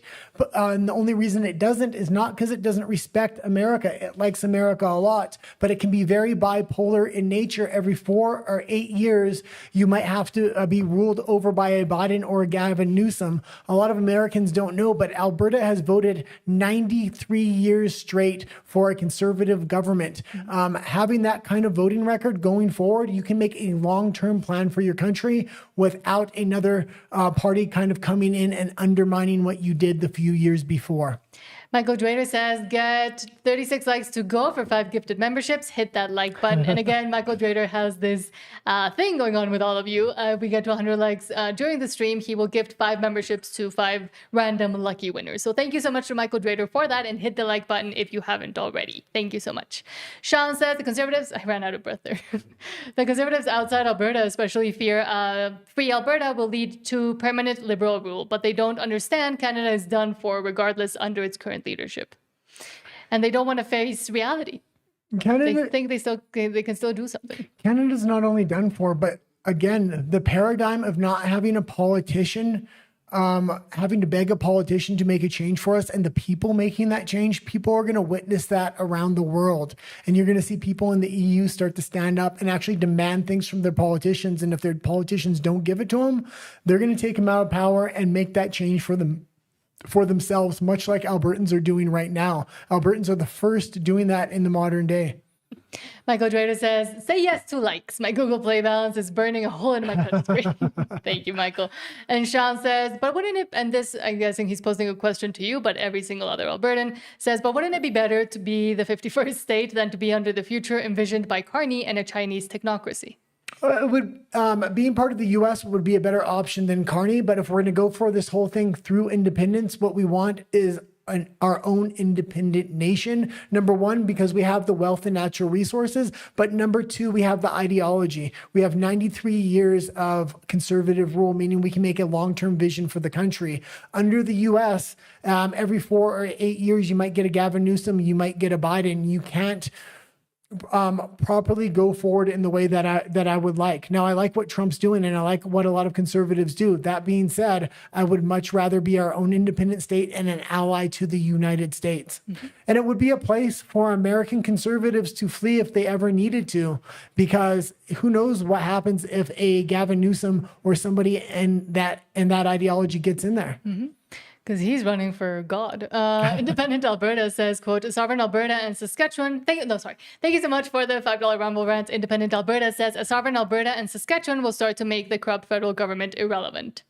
Absolutely. And I'm going to add something into that. And I know Quebec is a leftist independence movement, but their independence movement is very strong, and we should support them as well. There's been a lot of content creators in the Alberta independent space like us and others, the Fringe as well, reaching out to people in Quebec to start this national conversation to get both independence movements going at the same time. I wish the best for Quebec. Although I disagree with a lot of their ideologies and policies, I hope they're successful in their independence movement, and anything I can do to help them, I'm willing to do. And Christu, thank you so much for the $5 Rumble Rant as well, saying, come and get them, my guns. And that's the attitude. That's the exact attitude differentiates. We don't have to tell the federal government, come get them, our firearms. All we have to do is vote. It's a peaceful way to protect our firearms going forward. True. And Todd asks, where's your turtleneck today, Tommy? Missed that one. Exactly. Steve Dion says, is Tommy going to have another bedroom video to tell us how he really feels? Oh, I was telling you about that one. Yeah. Hopefully not. Todd says maybe Tommy will put out another horror skit from his bus to get more people on board for independence. Austin says, Guy, no, it was finalized just over an hour ago, the thing. Yeah, fantastic to hear that. 86 says, people literally signed Tommy's petition asking for a referendum. You can't walk that back and say that's not what you wanted. And they've been trying to do that for a while now also with Danielle. Absolutely. Oh no, they all moved. Hold on 1 second. Okay, we have about 8 minutes until the press conference is going to start. Yes. So why don't we bring up Alberta's Sorry. Canada? Speaking of unacceptable fringe, also starting soon, but Derek says, forget Danielle, I will be your president in Alberta. And I will say one other thing. We're going to cover the entire press conference. We're going to give about 5 or 10 minutes of commentary after it's done. Then we're going to go off the air, and the fringe should have Keith Wilson on sometime after the press conference is done as well. So it's going to be very interesting to get Keith Wilson's views. True. Okay. Alberta's Canada. Oh, yes. We're going to skip personalities today. Okay. Let's go to Alberta's Canada. I'm angry. I've had enough of these people. And again, I will be checking in to see how it moves along. But for now, let's go to, and because you moved everything, there we go. The guy moved all the stories that I had planned out. Wealth Mood says, quote, Canada is spending $82 million per World Cup game. We can't build 9,000 homes a year, but 13 soccer matches fully funded. It's one thing if you have the economy to do something like this, but you don't. The Canadian economy is absolutely dying right now. If Alberta was to get, say, the World Cup or the Hockey Stanley Cup Finals or something like that, it can afford the security and everything else for it. And an independent Alberta could. Canada at this point, they're trying to bankrupt themselves over a freaking soccer match here. With just a few weeks until the World Cup, we're learning more about the price tag with the games coming here to Canada, and Torontonians are weighing in. I think it is ridiculous that we're spending that amount on basically just a sports game. Just over $1 billion, that's the number the federal budget watchdog says Canada is expected to spend, with the federal government's contribution expected to be $473 million, with up to $145 million of that going towards security and law enforcement recourse at the games, with the remaining money coming from all levels of government, according to the PBO. But with 13 games scheduled to be played between Toronto and Vancouver, the billion-dollar price tag is generating mixed opinions. $1 billion bill for 13 international soccer games is unacceptable. That works out smart. And $1 billion for an economy that is struggling is one thing. It's a different thing if you had a thriving economy. You don't at this point. Yeah.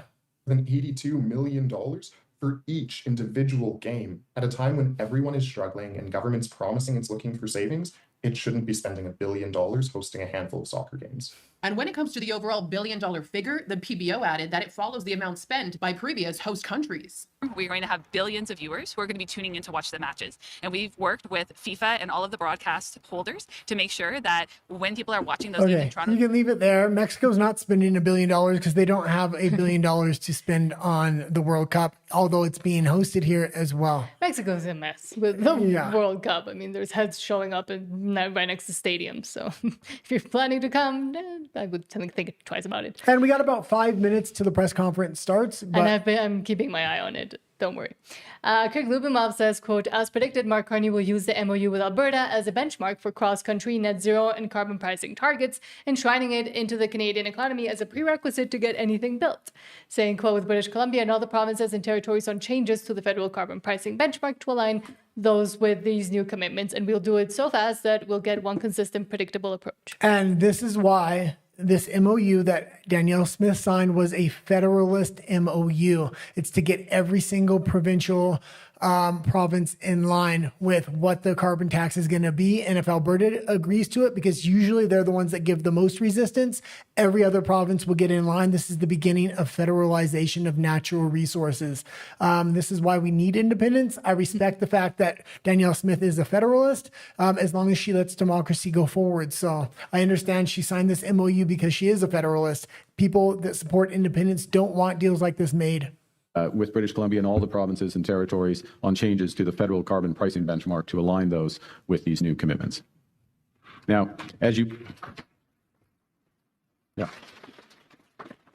And we'll do it fast so we have one consistent and predictable approach with British Columbia and all. And again, he just got every single one province in line. Yeah, he had to drop the carbon tax slightly, very slightly. Ultimately, it was the big ask. He did just what Trump did. He asked a lot. He brought it back just a little bit, and he got everybody to agree with it. Plus, he has the 30 by 30 program to protect land in Canada, as well as the Sovereign Wealth Fund. He's now built all the mechanisms he needs to start federalizing natural resources in Canada. He's only going to build more mechanisms on top of the ones he already has to enshrine that and make sure that all the natural resource profits and probably all the investment is going to come from the federal government itself. Mhm. And here he is again. Mark Nixon says, quote, "The Liberal Party in crisis after finalizing deals of MOU is Danielle Smith. There is now one BC MP supporting the deal, so what does Mark Carney do? Hold an emergency press conference with David Eby. This was a pathetic attempt to save his party from collapsing." I think Mark Nixon is a little bit too hopeful still. The Prime Minister here this morning. He and I will be meeting to discuss BC's priorities. My priorities for this meeting are the major projects we have here in British Columbia that can really deliver for all Canadians. I don't think I have to tell the Prime Minister, I think he's well aware of the rupture that we faced with our biggest trading partner and how it's showing up here in British Columbia and the need for us to work together to respond to that. And I know the British Columbians have seen the Prime Minister's leadership on this very point of strengthening our national economy, ensuring we can stand on our own 2 feet. And we are all grateful to have a Prime Minister that stands up to people who threaten our sovereignty and threaten our economy. It is crucially important. This is how Pierre Poilievre wants prime ministers to ask Mark Carney for things, with their hands crossed in front of their lap, saying, we love Mark Carney. He knows we have a threat, and it's the Orange Man to his south. He has the same threat on a federal level. Please, please, Mark Carney, give us more. Danielle Smith is actually going to try to make the hardcore deals that are affecting the rest of the provinces. The only reason he's going to get any advancement is because Danielle Smith literally did the work for him on carbon taxes. You know, from my perspective in British Columbia, we are ideally suited to meet this moment. We've been working for years to develop projects that deliver the resources that people need, that they're looking for around the world, whether it's our mining sector, our clean energy sector, our life sciences sector. I could go on. And there's no doubt in my mind but that the Prime Minister is a friend to British Columbia. And an important part of friendship is telling each other the truth. And part of the truth for British Columbia is that development work that we're doing of developing our economy has to go hand in hand with environmental protection for the next generation. And what you see what he's doing here, and Mark Carney is going to use him for the DRIPA laws to federalize UNDRIP across the nation. This is how they're going to take private property rights. They have somebody with a NDP skin suit on that's going to implement all the policies Mark Carney wants to bring across Canada on a federal level. And And David Eby, with friends like these. And we'll bring the 3 screen up and we'll keep talking, but just so everybody knows. When we have the 3 screen up, it hasn't started yet. We can't read comments. Yeah, it is on. Yeah. Let me mute it just so we don't have the. Okay, Let me try to fix how it looks. Okay, the press conference is going to start shortly. My guess is about 10 minutes. We have it ready to go. As soon as it starts and it goes to the live feed with Danielle Smith, we're going to cut directly to it. Let's go to comments. No, let's leave that up there and Well, why don't go I to stay comments. looking at it and then Okay. we go to comments while we wait for it. Well, okay. It hasn't started yet. Yeah, but as people come in, because they're going to be coming in, I want them to know the press conference is up. Okay. So we can read comments as we have it up. No, we can't. Why not? Because I can't bring comments up if we have okay. 3 screen. That's what I was trying to say. Real quick, Sean says, Glenn, I grew up on a farm. Believe it or not, farms exist outside Alberta. I'm just asking a provocative question. I knew a guy could masterfully answer. Sean says, gotta run, guys. Fingers crossed for tonight. Thank you so much for being here, Sean. And again, from the US, there's people in the US that also care about this. Yeah. And that's going to be important once censorship starts coming in. Michael Drader says, Olivia Chow can save money the same way she did during last year's World Series. She'll just shut down public transit if matches go into extra time. Such a great way to manage a city. Michael Drader says 26 likes remaining. Hit. Thank you so much. And Teresa Freedom says French just went live. Have a good evening, everyone. Thank you so much. Thank and you you. too. And hold on. Let me go to Arjun Bailey because I've ignored them for too long. It's still not up. No. Christos says, Keith Wills, oh, I read that one. Kate for you says he's cooked, he's done, Pierre Poilievre. Yeah, and I think by so. his own doing. And he doesn't even realize it at this point. What he sees is Danielle Smith has walked the perfect tightrope path, and he's just going to steal her slogans when it's not a slogan for Danielle Smith. She's walked the walk. She's chosen democracy. She's the one that put the question on the ballot that unifies both sides, the Federalist and the Independent side. So she can be a Federalist because she's the one that allowed democracy to go forward. He's not. He's clearly opposed it at every single turn, including in his own caucus. He said all conservatives across Canada will campaign against independence. If you have a diversity of thought, you're out. Shaman Canada, hello, says, came across you guys by accident and loving the chat, liked and subscribed. Thank you so much. Thank Says, you. born and raised in Alberta, live in Saskatchewan. Oh, fantastic. Well, you can fight for both independence movements then. Yeah, we're on twice daily, 12 noon and 5 p.m., 5 days a week. And on Saturdays, once a day at 5 p.m. So Glenn Gunn says, smart Albertans need to bring crayons to show that guy a map, a math table, a spreadsheet. I watched that as a fellow Albertan and I just shook my head. I'm guessing that John talking to Albertans. yeah, if Poilievre wants to stay in power at this point, I think he's going to need to get a wig and call himself Danielle Smith. God. 86 says the CBC exists because of the Liberals exist because of the CBC. Yeah, they're, what's it called? It's a self-perpetuating thing. Shama Canada says Saskatchewan would legislate a referendum upon Alberta's success. There's the hope anyway. Go Albertchuan. Albertchuan. Roland Halleck says all the deals are null and void if we get independence. Hopefully. Well, and Danielle Smith had already clarified that. And let's remember that she said she's going to pose the independence question on top. The 9 other questions will be tallied separately. But if the independence question, which gets tallied first, is approved for independence, she's not going to tally the rest of the votes. And that's how she plans to unmuddy the waters. So when she announced she would do that, I kind of backed off and I said that was good enough for me. So Yes. Hold on. Where am I? There I am. I'm trying to set up because it's better on X because I can make it a bit bigger. So I was just trying to set it up. It's set up. Nothing's going on yet. And I'm expecting this is going to be the biggest press conference they've ever had. There might be a lot of lag in that thing. It's going to be interesting. We'll see. Glenn Gunn says, go Saskatch the wild peeps. Born there, love all of you. Jay Smoke says, good evening all. Good evening. Thank you for being here. Troglodyte says, part of me wants to believe Danny is playing a game, agreeing to carbon tax, knowing Alberta will skate. The other part, not so much.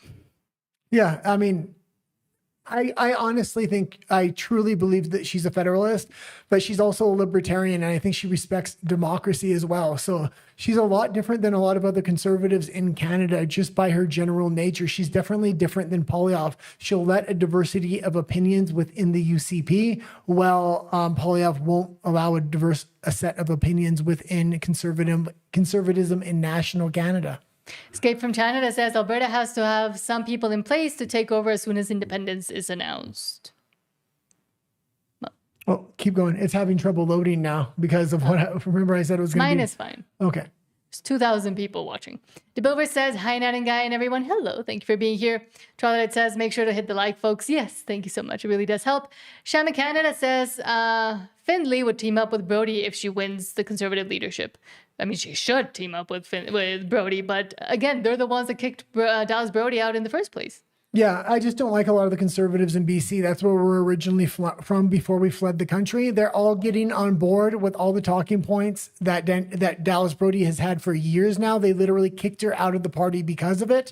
When they talk about these talking points, they literally read off of teleprompters and they don't know what they're talking about. They're saying it to get elected. They're not willing to go to the mat for it. Dallas Brody was willing to go to the mat, get kicked out of the party, and literally start her own party. There's 3 politicians I look at in Canada right now that I actually respect.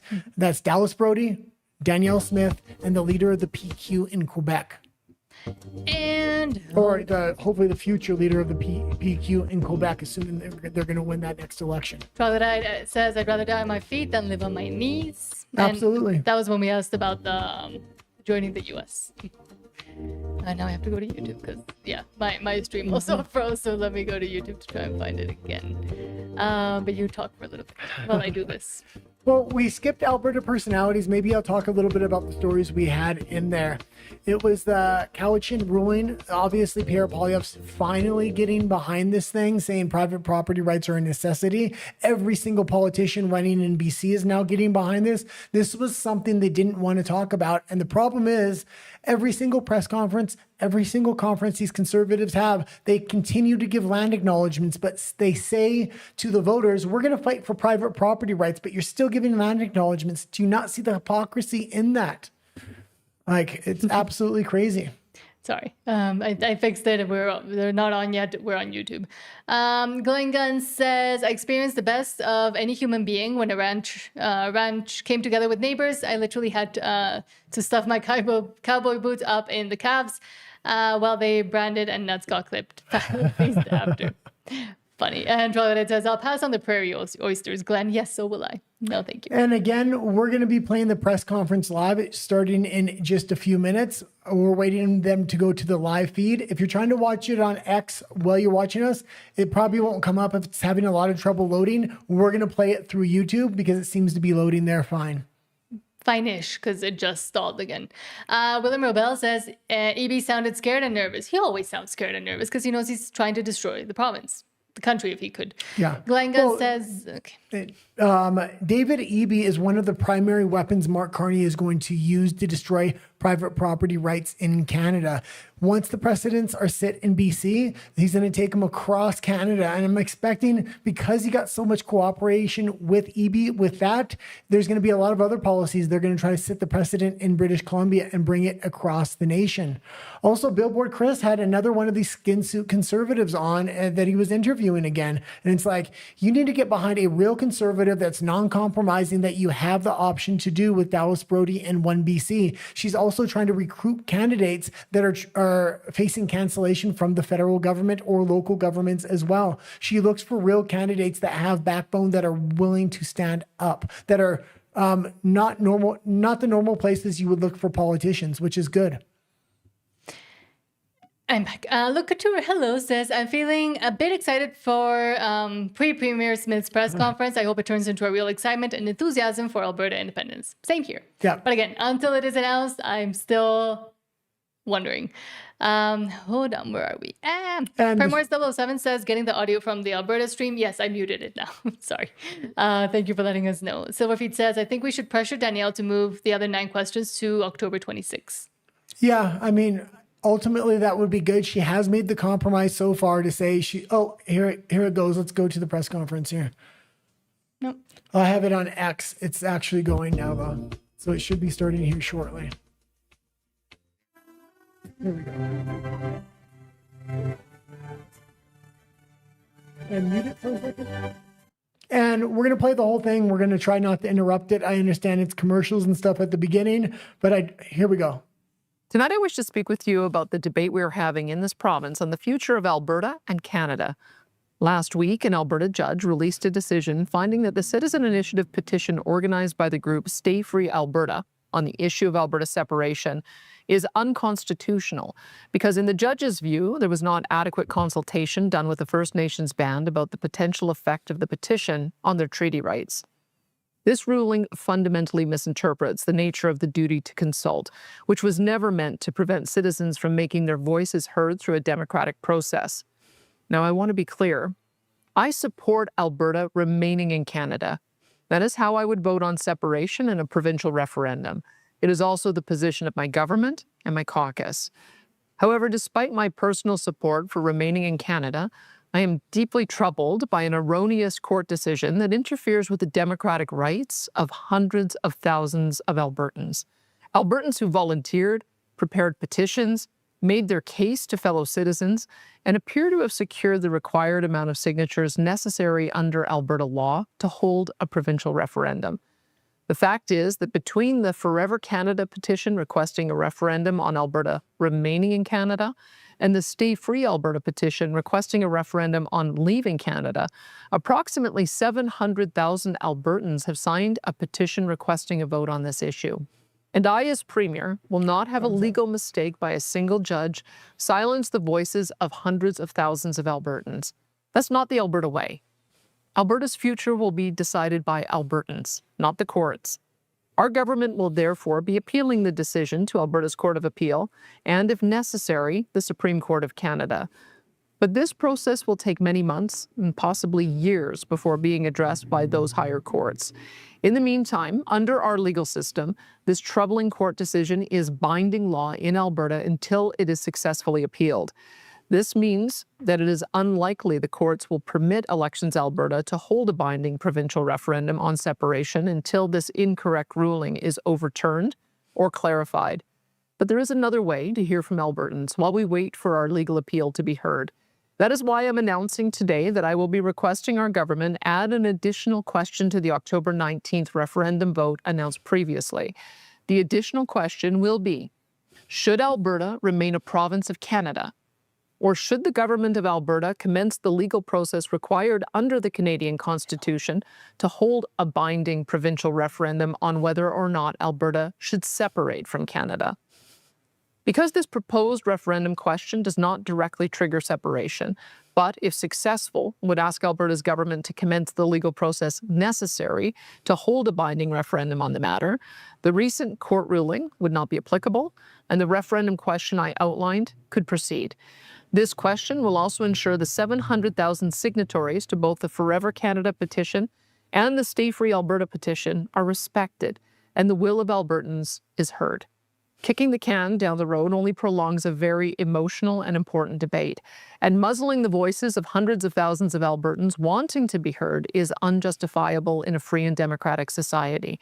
It's time to have a vote, understand the will of Albertans on this subject, and move on. Now, obviously, Alberta's first ever provincial vote on our province's future in Canada is of monumental importance. As such, I feel it is important to clearly state my personal position so Albertans know where I stand. I first want to assure Albertans that our government will respect the outcome and direction received on all of the referendum questions being voted on this October 19th.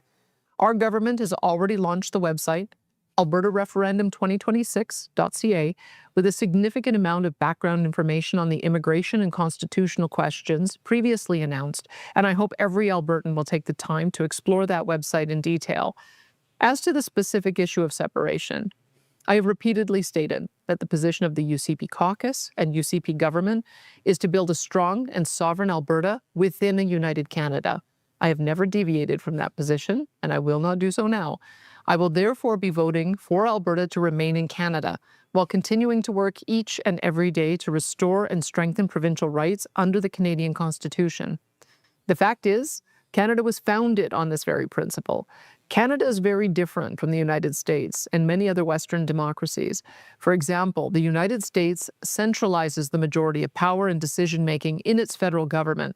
In Canada, we chose a decentralized federation composed of very unique and diverse provinces left to govern themselves in almost all matters, with the main exceptions of national defense and international affairs. Over time, our federal government has sought to move towards a more centralized American-style system, with Ottawa attempting to take over many provincial areas of jurisdiction, using all manner of legislative, judicial, and financial leverage. I categorically reject Ottawa's attempts to do so and call on all provincial leaders and MPs to undo the extensive damage that centralization of power in Ottawa has done to our country economically and with respect to national unity. I am fiercely loyal to both Alberta and Canada, but I truly believe our country is so much stronger and more prosperous when we respect the rights of provinces and empower them to govern themselves with minimal federal interference. Albertans, not Ottawa. Quebecers, not Ottawa. And all the other provinces must each be empowered to control our own direction and destiny, whether it's energy policy, agricultural practices, policing, firearms ownership, or how to administer our social programs. The days of Ottawa dictating and interfering in provincial affairs must come to an end. The future economic success and unity of our country depends on it. When I was first elected Premier, I was very concerned that it would be almost impossible to restore provincial rights stolen from Alberta and other provinces by the Trudeau-Singh government in Ottawa. However, our government went to work anyway to see if we could. We have been relentless in making our voices heard, launching dozens of legal actions, appearing in hundreds of national interviews, bridge building with other premiers, and aggressively passing legislation, such as the Alberta Sovereignty within a United Canada Act, to take back our provincial autonomy from the federal government. We ran extensive advertising campaigns against the destructive net zero electricity regulations, as well as the catastrophic oil and gas production cap, in order to persuade our fellow Canadians that Trudeau's anti-Alberta agenda was also anti-Canadian and was destroying the unity, energy, and economic future of our nation. A great majority of Albertans joined us in that fight, calling friends, relatives, and participating in social media to spread that message throughout the country. We made a lot of noise as a province. We fought hard and refused to accept the status quo. And the result? Well, my friends, we have started to win.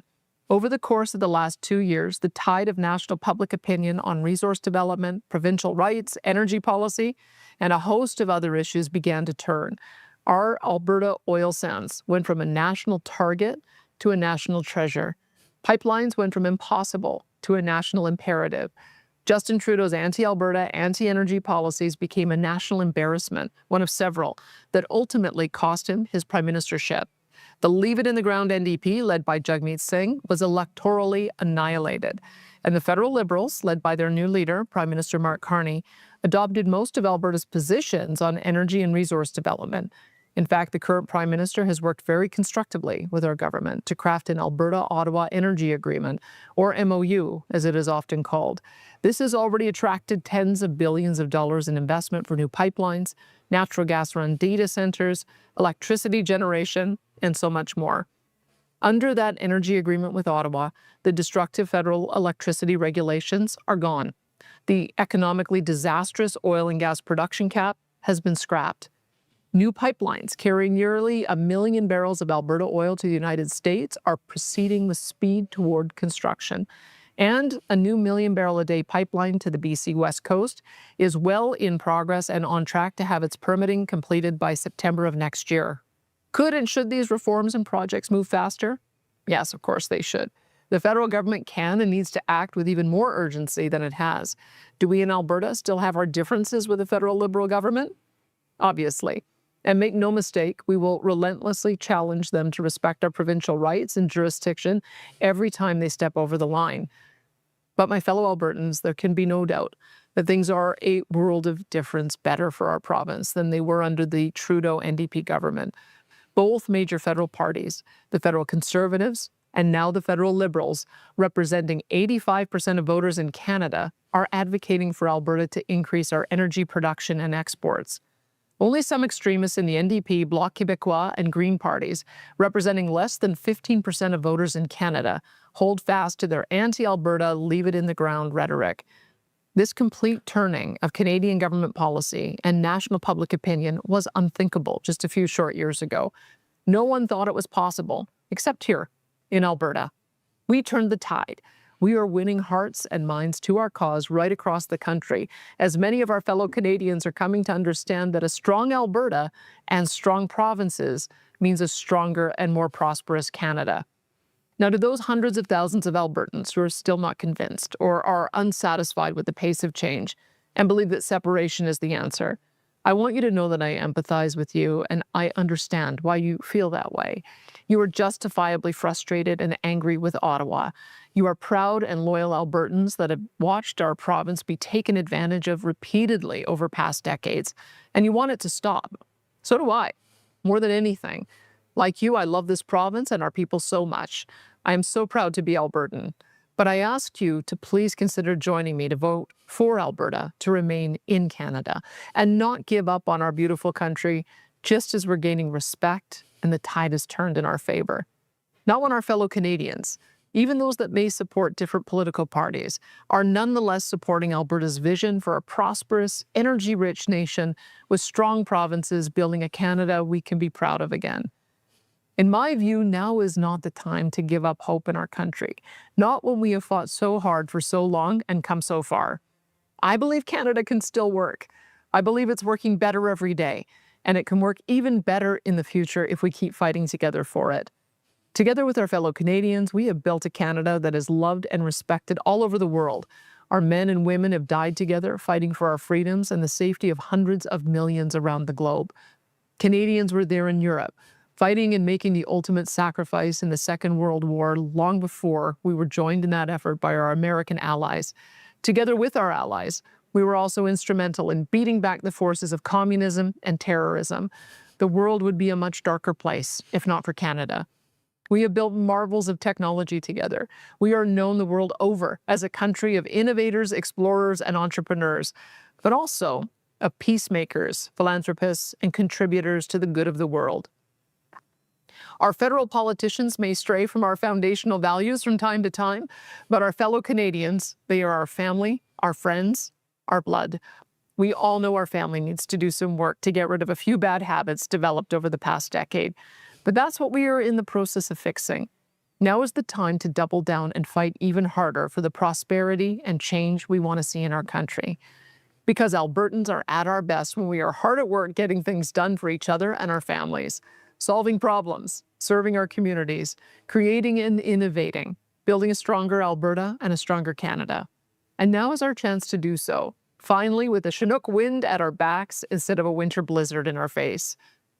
Finally, I wish to speak with those of you who already agree with me that Alberta should remain in Canada. Let us guard against the trap of using division and demonization tactics against our fellow Albertans with whom we disagree on this matter.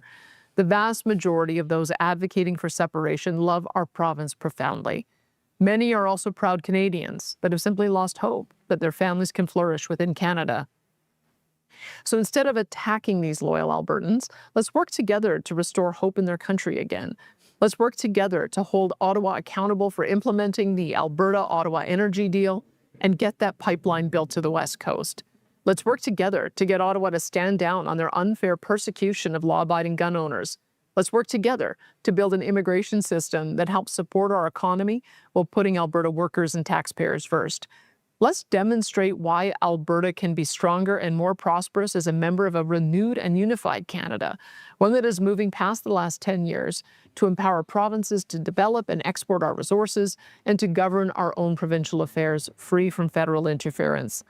Let's use the power of hope and persuasion and reject the language of division and demonization. We are, after all, each other's neighbors, friends, and family. We must never let the voices of hatred and vilification divide us as a people.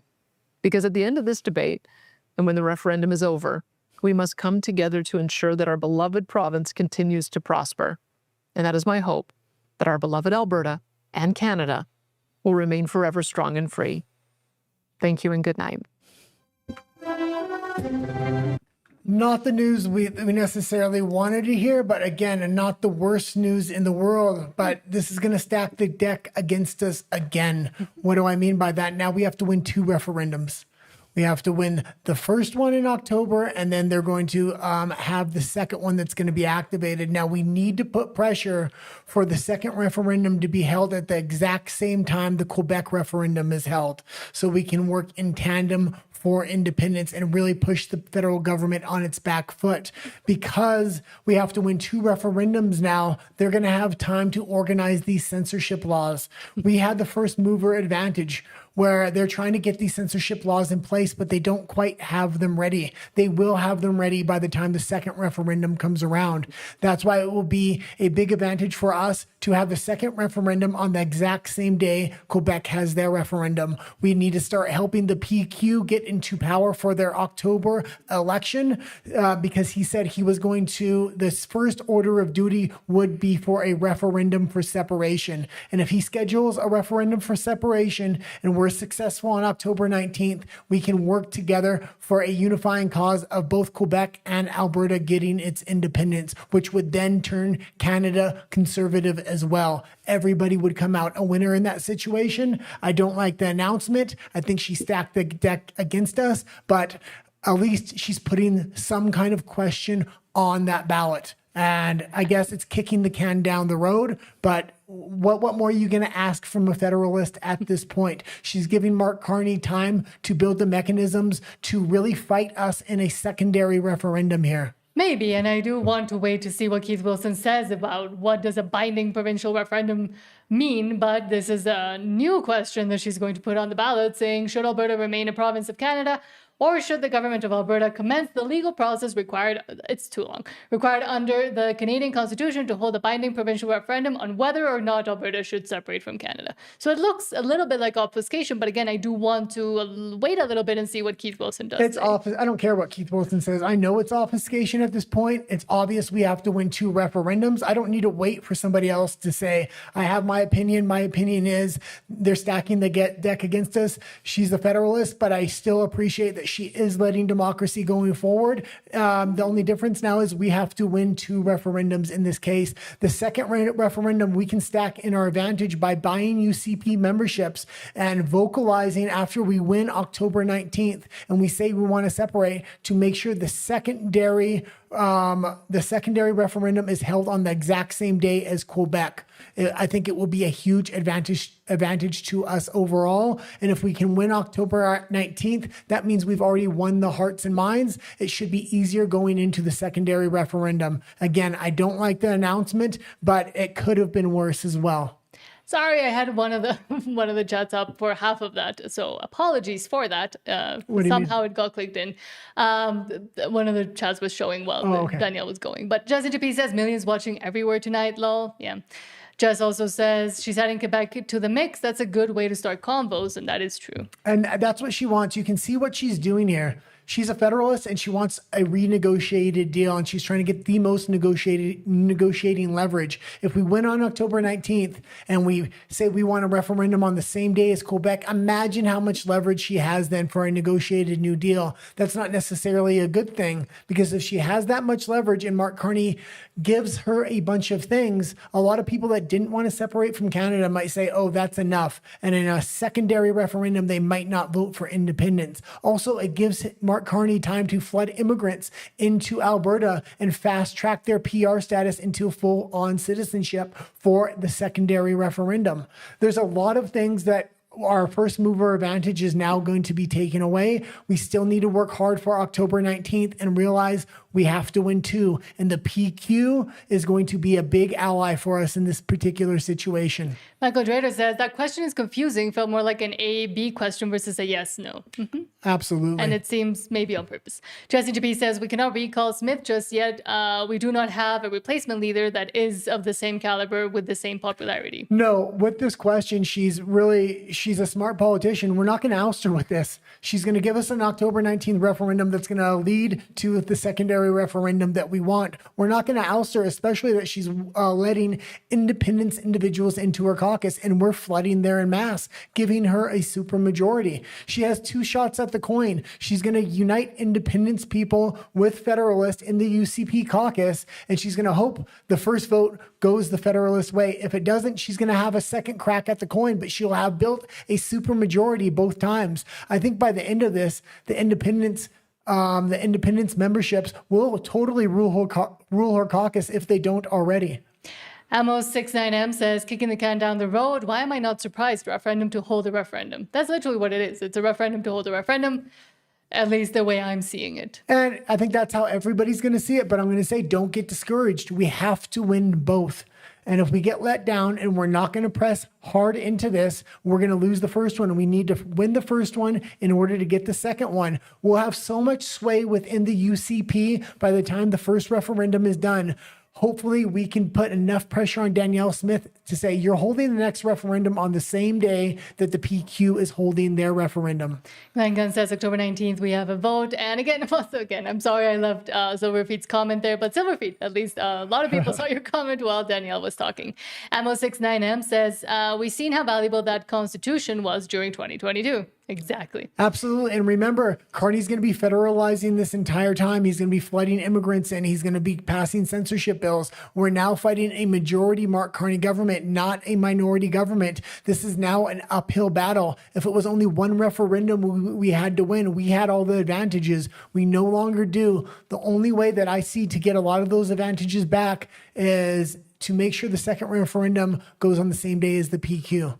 And I'll go more into that on our next episode, but because I've already been considering if the October 19th referendum didn't take place, when the next referendum would be. And So was Jason Levine. And a lot of talk was we need to hold it on the same day as the PQ. And there's a lot of reasons for that.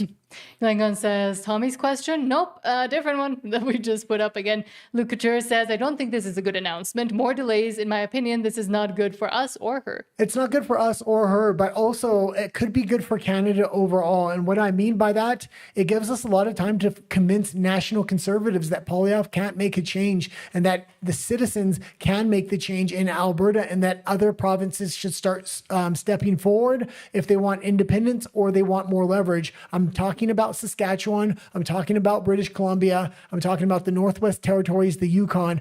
This could inspire a lot of other provinces to start stepping up, especially if we're successful in the first referendum. I don't like the pathway she's given us, but it could help other provinces go on the same path as well.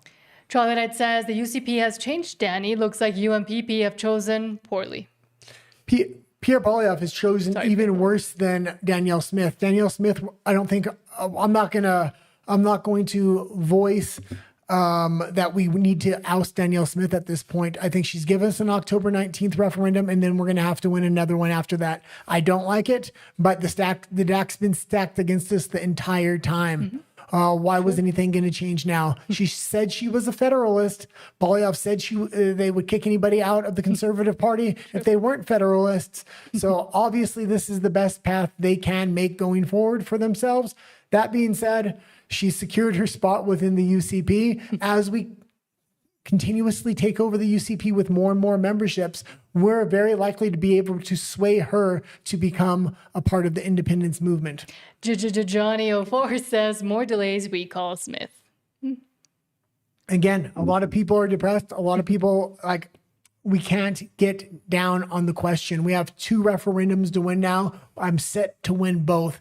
We broadcast twice a day, 5 days a week. I'm going to continue to broadcast five days a week, twice a day, once on Saturday, and interviews dispersed throughout because we're not taking a single step back. We're marching forward towards independence. If that means 2 referendums, then that's what it means. Ammo69M says, yep, gun confiscations begin in October, and she wants to drag this out until it fizzles. Yeah. Charlotte says, quote unquote, I just signed on to an accelerated carbon tax. Essentially what she was saying there with all her accomplishments. William Robel says, such a letdown, so disappointing, a weak statement and deflection. Yeah. And it just looks like deflection, especially after yesterday. Yeah. With all the discussions and the big hubbub about Lukaszik's question. Absolutely.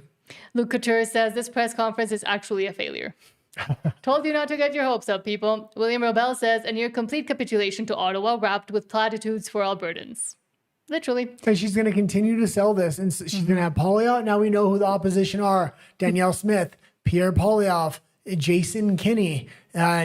It's going to be very interesting if it's Ninshi, Danielle Smith, Jason Kenney, and Poilievre against us. What is it? The Uniparty just putting on the Uniparty suit in Alberta now? Because if that's the case, the grassroots way to go was the way to go, because then it becomes the people versus the government and versus the Federalists. And Danielle Smith will be lumped in with them if she wants to campaign against independence going forward. Michael Drader says Albertans are missing the Big Bang Theory for this.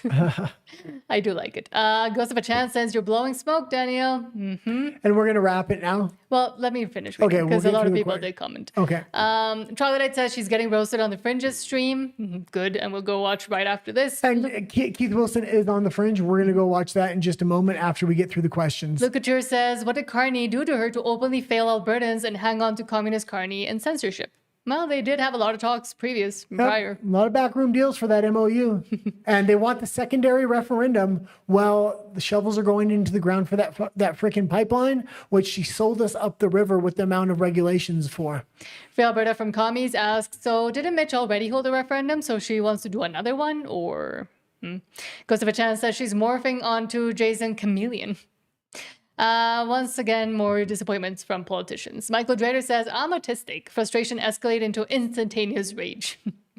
Roland Halleck says, she just lost me. Free Alberta from Commies says, her wording is different, but I think it's the same thing. LOL. It's just a question on a question. It's, should we, once again, she's asking, she has a mandate, and once again, she's having to ask, should I do this, even though you already told me that this is what you want me to do? Literally what she's doing with the immigration questions as well. We have to be prepared. You can also see what's happening here. Poilievre is on his way out. somebody's on the way in, and it looks like it's going to be Danielle Smith in that position. She probably won't even be around for that second referendum. We have to take over the UCP with memberships and make sure an independence candidate is in there once Danielle Smith leaves. And she's going to leave on her own accord for Poilievre's position, possibly. Justin GP asks, is this a binding question? We will have to wait and see what level-headed lawyers say. And I do agree with that. I'm waiting to see how they analyze it. Well, I'm definitely going to watch Keith Wilson and see what also Jason Levine has to say about this. Remember, Jason Levine used to be a lawyer as well. Ammo69M says, how utterly freaking disappointing. Charlotte says, move to Ottawa, Danny. Well, she's going to have to maybe soon. Luke Couture says, she absolutely dropped the ball. She is heading down the hall of has-beens like Kenny. Charlotte says carbon taxes are effing communism. Exactly. Ghost of a Chance says obfuscate and BS, the liberal playbook. Well, she knows it well, apparently. Thomas Muse says such a theater. M68TV1 says, wow, a few bad habits? Yeah, she said a few bad habits that our neighbors in Canada have. Well, that's the way she sees it. What else happened there? And I don't know if anybody else noticed it. She says she's going to also put this question on the ballot. It seems like she's mixing all the questions together now because she says she's going to act on all the questions. Where before what she said she was going to do, because everybody said she muddied the water, was, oh, the referendum question goes on top about independence. The other 9 questions don't even get counted if we vote for independence. Is that still the case? Because if it's not, it's completely muddied, and they might just discard the result of that referendum in the courts based upon the muddying of the question itself. Silverfeet says, RIP Danny's career. Michael Drader, when the Canadian flag came up, says, that red, it burns. Yes, it does. Justin GB says, fighting for the prosperity we need requires the Constitution to be open, and it never will due to the 750 law. Absolutely. Charlotte says Canada is dead. Thomas Muse says pathetic political lies. Yes, Ghost of a Chance says too late, Danielle. You know that. It's Canada is dead, but Alberta is on life support right now. We have to win 2 referendums to break free from this communist Canadian government that wants to drive us off a cliff, federalize our natural resources, and take the profits from our rightful heirs, which are our children and our grandchildren. They want to take those natural resources out of Albertans' pockets and put it in globalist pockets. Now, we need to win 2 referendums to make sure that doesn't happen. Luke Couture says, I guess the 700,000 signatures weren't enough to actually call for independence referendum. Wow. And Michael Drader, thank you so much for gifting 5 memberships. So 5 lucky. Thank you. So thank you so the much. highlight on a night like this. Yes. You are the highlight, even though Danielle Smith wasn't. Exactly. And Ghost of a Chance got a membership. Silverfeet got a membership. Bella Rosa got a membership. And Carol Mugar and Aldo Casabona got a membership. A lot of our longtime viewers. Thank you so much. Exactly. Well deserved. And thank you so much to Michael Drader once again. Silverfeet says, Danny, why are you resigning Albertans to slavery? Because apparently she really likes Canada now. And again, we don't have to be slaves. And if we can get that critical mass of individuals to have those conversations and plant those seeds, we have all the good talking points. We have the future. They have nothing. Like, we've seen Danielle Smith's talking points there, and that's the best they have because I've watched them all talk about it. Let's win the first referendum and win the hearts and minds leading up to that first referendum. And that second referendum, let's send a message to the federal government. It's not just a 50+1. We're going to get 60 to 70% of the votes in that second referendum because we're going to have to win 2, and we're going to win the hearts and minds. We're going to basically have to run, what? How many campaigns is that? A normal federal campaign is 2 months. We're going to be running 1, 2, 3, 4, 5 or 6 campaigns back to back. This is an opportunity to win every heart and mind within Alberta to vote for independence in the future of their children and grandchildren. Ammo69M says she just ended her political career. Maybe Carney will give her a cushy job as a reward. Well, maybe she'll get to be the leader of the Conservative Party. She hasn't ended it yet, and that's the thing. True. Yeah, I don't think she's going to get ousted after this announcement. Michael Drader says, cue the trumpet with cup mute. I know we don't have a sound effects, but... I got sound effects. Yeah, but you don't know which ones they are. I know. Bella Rosa 2026 says, career is not, and everybody's going to hear it. Career is not ended. Not sure who you think you're going to put in her place because right now there is nobody. True. Yeah, and that's what I kind of said. She's not going to be ousted. She put another roadblock in front of us, but she at least us allowed to have something on October 19th, which gives us time to get to that second referendum. And that second referendum, again, could be a big one if we go at the same time as the PQ. We have to send a message to her by buying even more UCP memberships and taking over the UCP even more at this point to make sure that second referendum happens at the same time as the PQ. And that gives us more time to make social media connections and connections with people in Quebec so both movements start moving. Justin GP says, let's wait and see what Keith Wilson says regarding a binding question. And again, I am curious about that, but I saw Justin GP said that he's still not on the fringe. So William Robel says, I see two conservative leaders who place the NOOSES, in case YouTube gets mad, around their own necks today. First Pierre Poilievre and now Danielle Smith. Yeah. Danielle Smith, not as much as Poilievre, but it's going to be interesting because Poilievre's going to come out. He's going to literally be campaigning with Kinney and Ninchi. This is going to be nuts. Now, if Danielle Smith decides to get into the toxic Avengers there, yeah, that would be the end of her career. She needs to keep some distance from them.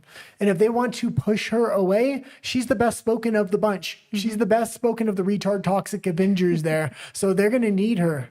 Justin GP says, yes, thought it will be difficult to find someone with the same level of popularity and mindset. Anyone else would run the risk of getting Premier Nenshi. True. And she never bullshitted us. She's always said she was a Federalist. So we could have expected something like this. We could have expected her to not even put anything on that October 19th referendum. But she said, you're going to have to jump higher now. You're going to have to win 2 referendums.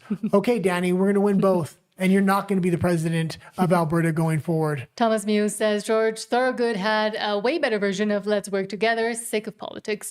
Charlotte says, curious what Wilson will say, me too. Justin GP says, to me, it looks like it's a question to have a question. Exactly what it is, I think. Ghost of a Chance says, playing games and losing support. William Robel says, guys, 100% right. And Michael Drader says, that's not a yes-no question. Exactly. No, it's a question to get us to another question, which is a referendum, which is the question that the APP have posed. Now, we're already challenging it in court. So once that's overturned, hopefully that exact wording is the question because Keith Wilson picked that question. And that's why he's the decentralized leader of Alberta independence. That's why he gains the respect of everybody within the grassroots movement. Roland Halleck says, so now I will be dead before this happens now. Hopefully not. Don't wish ill on yourself. We don't wish ill on yourself either. And hopefully not if we continue to work together and forward. You have something to live for. So maybe you'll live a little longer because we have to win 2 of them now. Silverfeet says, thanks for the screen time. Well, anytime, Silverfeet. MO69M says, you're sounding like Jim Carrey from Dumb and Dumber. So you're telling me there's a chance. Yeah, I guess. And Jesse TP, thank you so much for the $2.79 super chat saying Keith's song. Sorry, go watch Keith. I just want to finish reading all your questions because. Well, and thank you to Michael Drader for the 5 gifted memberships. It was a highlight on a night of a little bit of a disappointment, but. Miss Altoad says, does anybody understand what the heck that question was? No, and go watch Keith to figure it out. Yeah, it's Danielle Smith saying, don't oust me. Yeah. Don't oust me. Yeah. And we're probably not going to oust her, so. Trollodyte says, I hope Danny can resurrect her acting career. Roland Halleck says, the question is not meeting the Clarity Act. That's kind of what I was saying as well. It's an and an or question, not a yes-no.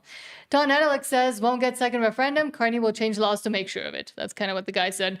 Lucature says, I am very upset with her. This gives Communist Carney more time to pass his censorship and control bill. You also have to remember, she's walking this line here where she stated there as well, though, oh, I understand that you have qualms and that you have that you're angry at the Canadian government for this reason, and this reason. That's more than Poilievre has said. So when Poilievre comes to Alberta, his career is absolutely going to end. People are going to be pushing Danielle Smith out the door at that point, and she's going to, I think, step right into Poilievre's role. She very likely could not even be here for the second referendum, so what does she give a shit? True. Miss Altoad says, we already did the citizen-initiated thing. That is the referendum about having a referendum. Exactly. It's just more on top of more on top of more. Just keep working for it. Goes of a chance that that's not how it works, guy. 86 says, I'm mad, but I'm not totally mad. Let's be real. We can't win the referendum with 30% support. We don't get another chance. We won't get another chance. Quebec's last independence referendum was 30 years ago. Look, and maybe you can call me Captain Canada because I would love to save the rest of Canada by having one province at a time gain independence. And this sends the message to Saskatchewan and British Columbia and all the discontent that's growing there, saying we don't have to be the only ones going for a referendum. We're going to hold our referendum on the same day Quebec is. Join us. And it gives us time to create other movements and start that national conversation. So we're going to blow it out of the water when these referendums actually do happen for real, which obviously isn't October 19th, but we have to fight hard for that one. Otherwise, we're not going to get a second chance at this. Michael Drader asks, who wants to drown their sorrows with me at Detention Brewery? Well, I guess that's where Michael Drader will be.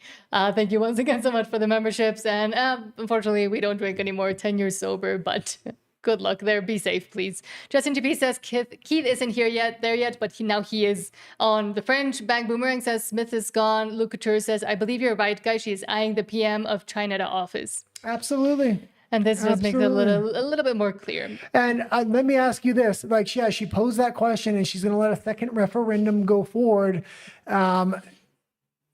People would vote for her over Pierre Poilievre, I believe. And Poilievre taking a hard stance completely against it. At least she's trying to walk some kind of tightrope. Yeah, it's going to be it's getting tighter. It's going to be interesting. And again, if we pass this first referendum, are we even allowed to have a referendum, or do we have to wait to 2028 because there's new laws brought in by that point? True. So now I'm really wondering, and I do need clarity from Keith because I have a chance. I'm going to get real freaking pissed if we have to wait to 2028 for a referendum. Justin GB says, silver lining, this does give Albertans the opportunity to do more research in regards to the perils of federation and allows us to educate them on the benefits of independence. So absolutely, but we've lost a lot of the first movers advantages that we've had. Yeah. Hold on. Miss Alto says, clear as mud. Exactly. Michael Drader says, 80 likes. Here's some good fortune for a few. Thank you so much. Silverfeet says, thanks for the membership. And Michael Drader says, you bet Patriots. Now come on out for the beer. William Robel says that Derek uninvited her. The French uninvited her. Wow. Well, that's what you get. Luke Couture says, Dave Bjorkman said this would happen. He is starting a new federal party.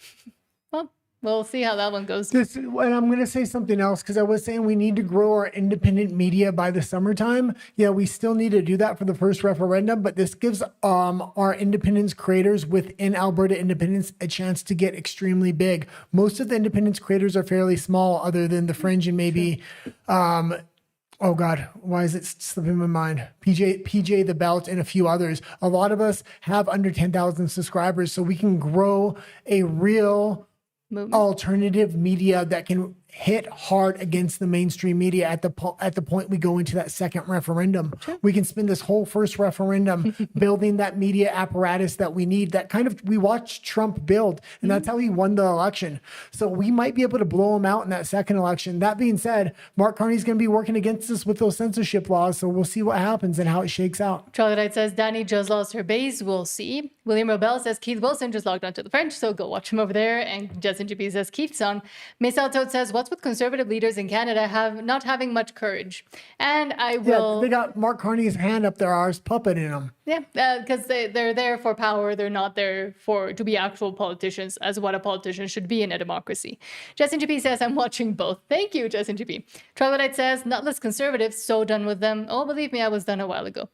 Justin GP says, Keith is saying what I mentioned about the silver lining, about having more time to educate people on stuff. Let's educate national conservatives on who Pierre Poilievre is and who Danielle Smith is. And we don't need these politicians. What we need are the citizens to step up and vote for independence. And it doesn't just have to be in Alberta.